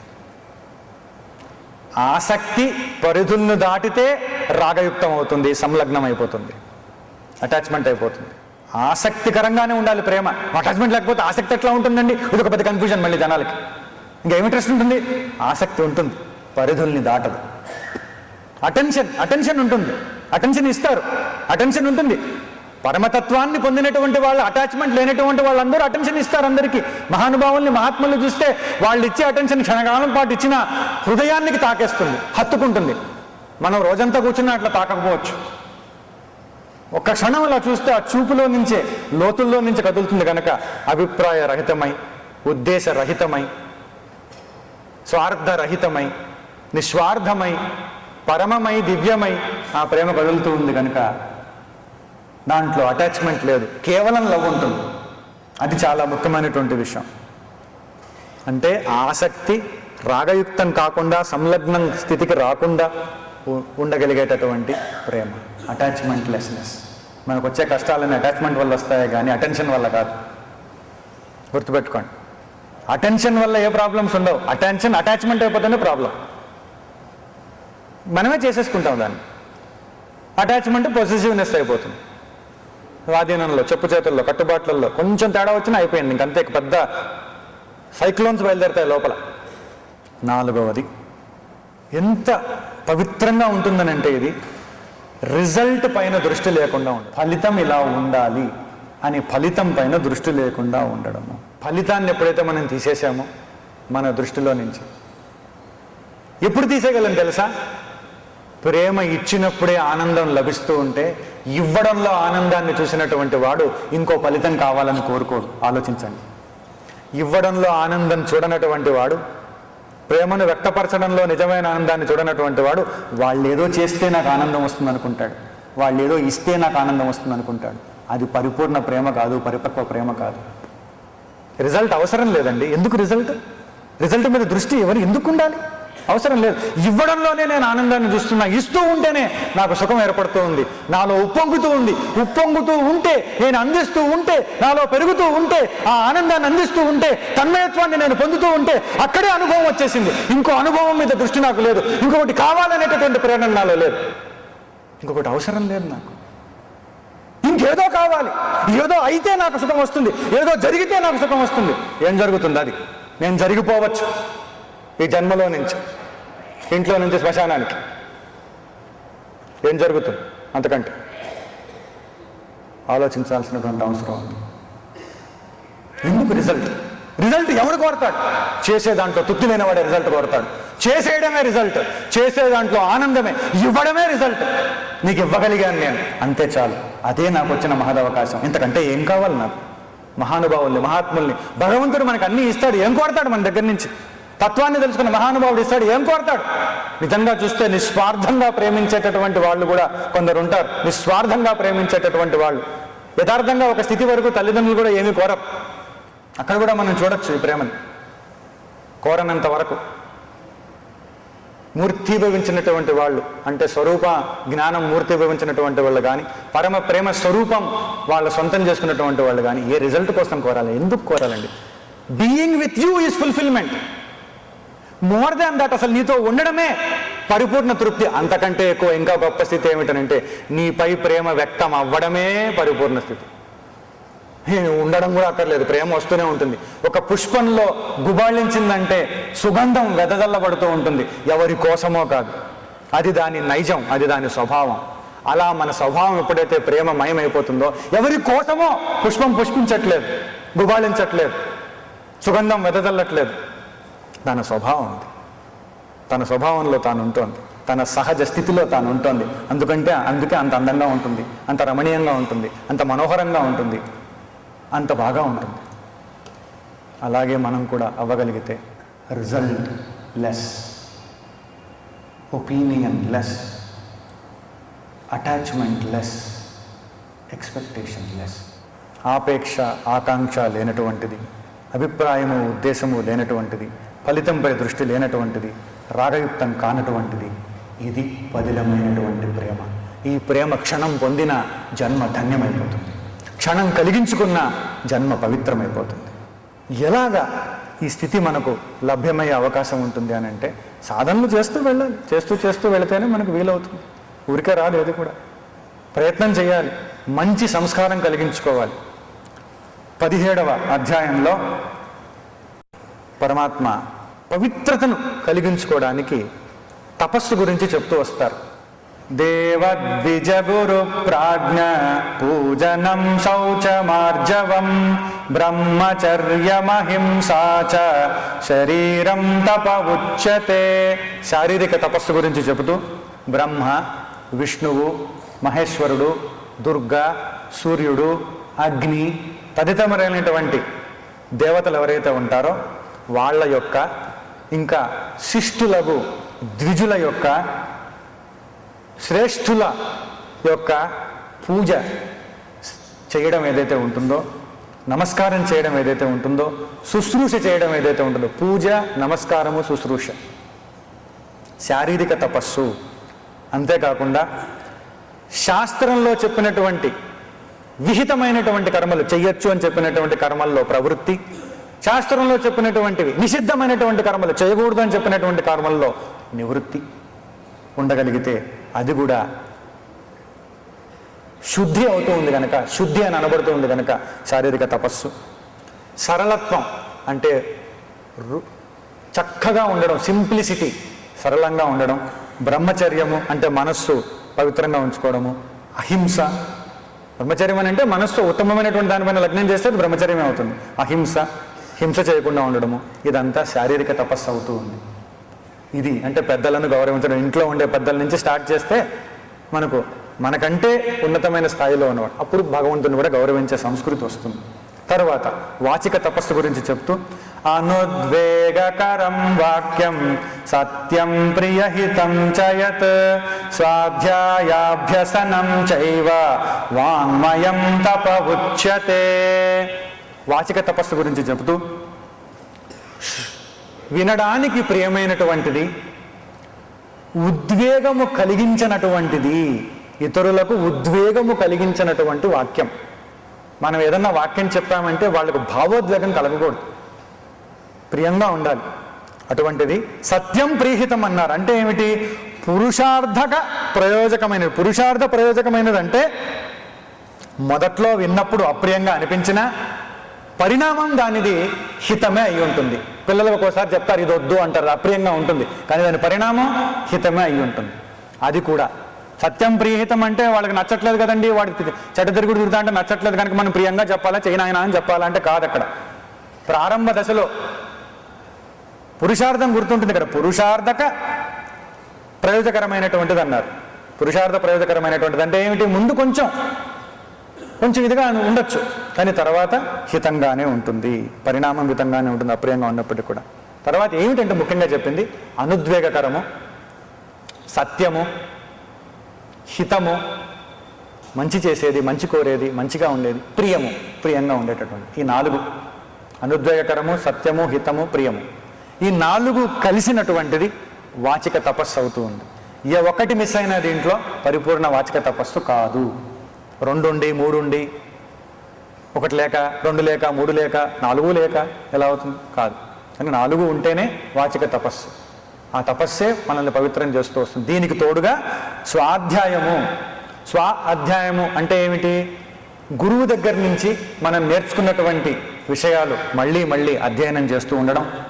రెండవది వేదాంతాన్ని అంటే శాస్త్రాలని, మంచి శాస్త్రాలు, మన బాగు కోసం, మన వికాసం కోసం మనకు తెలియజెప్పినటువంటి శాస్త్రాలను అధ్యయనం చేస్తూ ఉండడం. మూడవది జపము కూడా స్వాధ్యాయంలోకి వస్తూ ఉంటుంది, అర్థాలను చూసుకుంటూ వెళ్ళేటట్లయితే.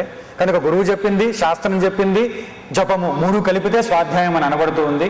ఈ 4 ఉన్నటువంటి అనుద్వేగకరము, సత్యము, హితము, ప్రియము ప్లస్ ఈ స్వాధ్యాయము 2 కలిస్తే, ఇవన్నీ కూడా కలిసేటట్లయితే అది శ్రేయస్సును కలిగిస్తుంది, చిత్తశుద్ధిని కలిగిస్తుంది, మనస్సుకు ప్రశాంతతను కలిగిస్తుంది.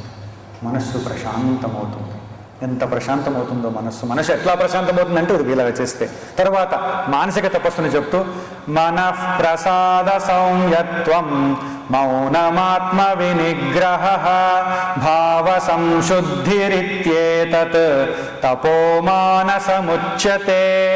ఇది 17వ అధ్యాయంలోని 16వ శ్లోకం. 17వ అధ్యాయంలో 14, 15, 16 శ్లోకాలు శారీరక, వాచిక, మానసిక తపస్సు గురించి తెలియజేస్తున్నాయి. ఇది మానసిక తపస్సును చూస్తున్నాం.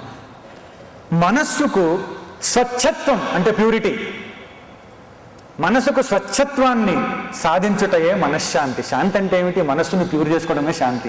మనసు ప్యూర్ అయితే శాంతం అయిపోతుంది, ఇంప్యూర్ ఉంటే అశాంతి ఉంటుంది. ఎంత ఇంప్యూరిటీ ఉంటే అంత అశాంతి ఉంటుంది.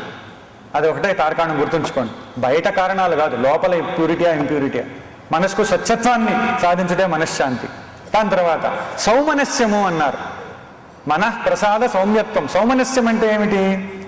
ముఖము, నేత్రాలు ఈ 2 కూడా ప్రసన్నములుగా ఉండడానికి, ముఖం కూడా ప్రసన్నంగా ఇలా పెట్టకుండా ముఖం కూడా ప్రసన్నంగా, నేత్రాలు కూడా ప్రసన్నంగా. నేత్రాలు, ముఖం కాసేపు ప్లాస్టిక్ స్మైల్ ఇచ్చి అనొచ్చు, కానీ కళ్ళు తెలుస్తాయి.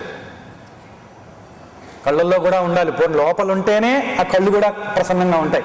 లేకపోతే అంటుంటారే, నోరు మాట్లాడుతుంటే నొసలు వెక్కిరిస్తూ ఉంటుందని చెప్తుంటారే పెద్దలు కొంతమంది, ఏమండి బాగున్నారు అట్లా అన్నమాట.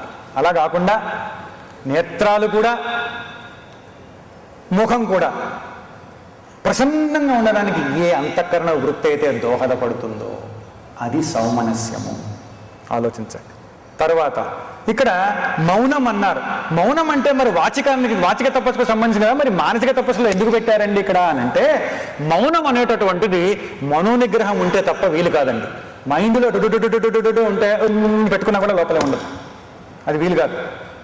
అందుకని మైండ్కి సంబంధించింది కనుక మనోనిగ్రహం అంటే ఇక్కడ ఏమిటి, కార్యరూపంలో ఇఫెక్ట్ రూపంలో ఇది మౌనం, కానీ కారణ రూపంలో ఇది ఏం సూచిస్తూ ఉంది, కారణ రూపంలో కాజు రూపంలో ఉన్నటువంటి మనోనిగ్రహాన్నే చూపెడుతూ ఉంది. కనుక ఇది మానసిక తపస్సు కిందికే వస్తుంది అని శంకరాచార్యుల వారు తన భాష్యంలో అభిప్రాయపడుతూ వస్తారు ఈ విషయాన్ని. తర్వాత ఆత్మ వినిగ్రహ అన్నారు. అంటే ఏమిటి, మనోనిరోధత్వం. మనోనిరోధం అంటే సర్వ ఇంద్రియముల నుంచి మనస్సును మరల్చుట, భావ సంశుద్ధి. తర్వాత భావ సంశుద్ధి అంటే ఇతరులతో వ్యవహరించేటప్పుడు కుటిలత్వం లేకుండా ఉండడం, కుటిల భావం లేకుండా ఉంటే అది భావ సంశుద్ధి. ఇవన్నీ ఉన్నటువంటిది మానసిక తపస్సు. శారీరక, వాచిక, మానసిక తపస్సును చేస్తే మనకి ఏం జరుగుతుంది అని అంటే, ఈ శారీరక, మానసిక, వాచిక తపస్సుల వల్ల మనకుండే సంశయాలు తొలగిపోయి శంక, మన స్వరూపం పట్ల, దివ్యత్వం పట్ల శంక తొలగిపోయి ఆస్తిక్య బుద్ధి పెరుగుతుంది. ఆస్తిక్య బుద్ధి అంటే ఉన్నటువంటి యథార్థమైనటువంటి అస్తిత్వాన్ని, భగవతత్వాన్ని అర్థం చేసుకుంటూ నిజంగా నమ్మగలిగేటటువంటి బుద్ధి, ఆ బుద్ధి ఆయన పైన కుదురుతుంది. ఆస్తిక బుద్ధి వస్తుంది. ఆస్తిక బుద్ధియే శ్రద్ధ. ఆ శ్రద్ధకే సిద్ధి వస్తుంది. శ్రద్ధకే సిద్ధి వచ్చేది. బుద్ధి ఎప్పుడైతే వికారరహితం అంటే చిత్తంలో నిర్వికార స్థితి వచ్చి బుద్ధి చేసేటటువంటి తపస్సే సాత్విక తపస్సు. దీనివల్ల సిద్ధి కూడా లభ్యమవుతుంది. కనుక ఇది చేసుకుంటూ వస్తే మనం ఎంతో చక్కనైనటువంటి స్థితిని పొందుతాం, పవిత్రతను పొందుతాం, శాంతాన్ని పొందుతాం, మనసు నిర్మలంగా ఉంటుంది, చూడాల్సిన వాటిని చూస్తుంది. చుట్టూ పరిస్థితులు ఎట్లా ఉన్నప్పటికీ కూడా మనలో ప్రేమ నిండుగా ఉంటుంది, దండిగా ఉంటుంది, మెండుగా ఉంటుంది, పూర్ణంగా ఉంటుంది, ఎప్పుడూ కూడా వ్యక్తమవుతూ ఉంటుంది. వేరే భావాలేవి దగ్గరికి రావు. వేరే వాళ్ళలో కనపడినా మనం చూడం.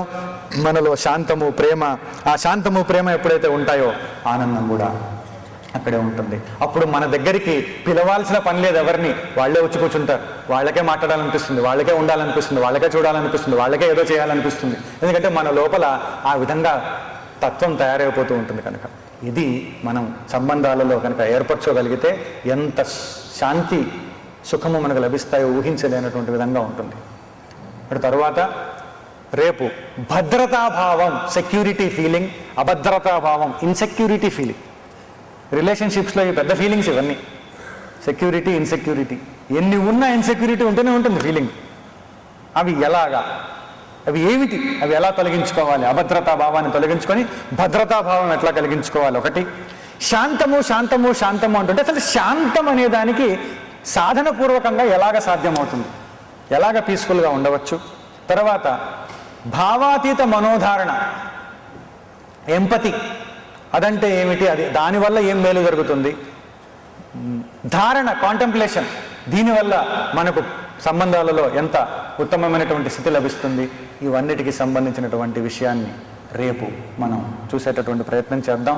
కనుక మనకు పీస్ ఎట్లా రావాలి, దానివల్ల ఏంటి లాభం, కాంటెంప్లేషన్ ఎలాగా, ఇవన్నీ కూడా తెలుస్తాయి. భద్రత ఎట్లాగా పొందాలి, మన సంబంధాలలో భద్రత ఎట్లా అనుభవించాలి, సెక్యూరిటీ ఎప్పుడు వస్తుంది? డబ్బు వల్ల వస్తుందా, హోదా వల్ల వస్తుందా, పలుకుబడ వల్ల వస్తుందా, ప్రఖ్యాతి వల్ల వస్తుందా, ఇంకా దేనివన్నైనా వస్తుందా, ఏమిటది? అవన్నీ చూసే ప్రయత్నం చేద్దాం రేపు. అందుకని మళ్ళీ రేపు సాయంత్రం 6:30 గంటలకి ఇక్కడ కలుసుకునే ప్రయత్నం చేద్దాం.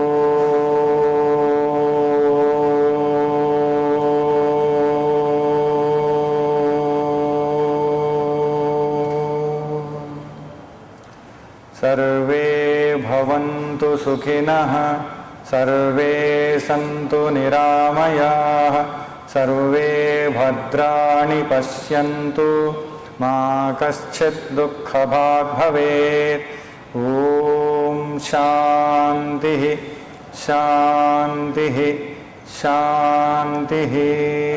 हरिः ॐ श्रीगुरुभ्यो नमः। हरिः ॐ।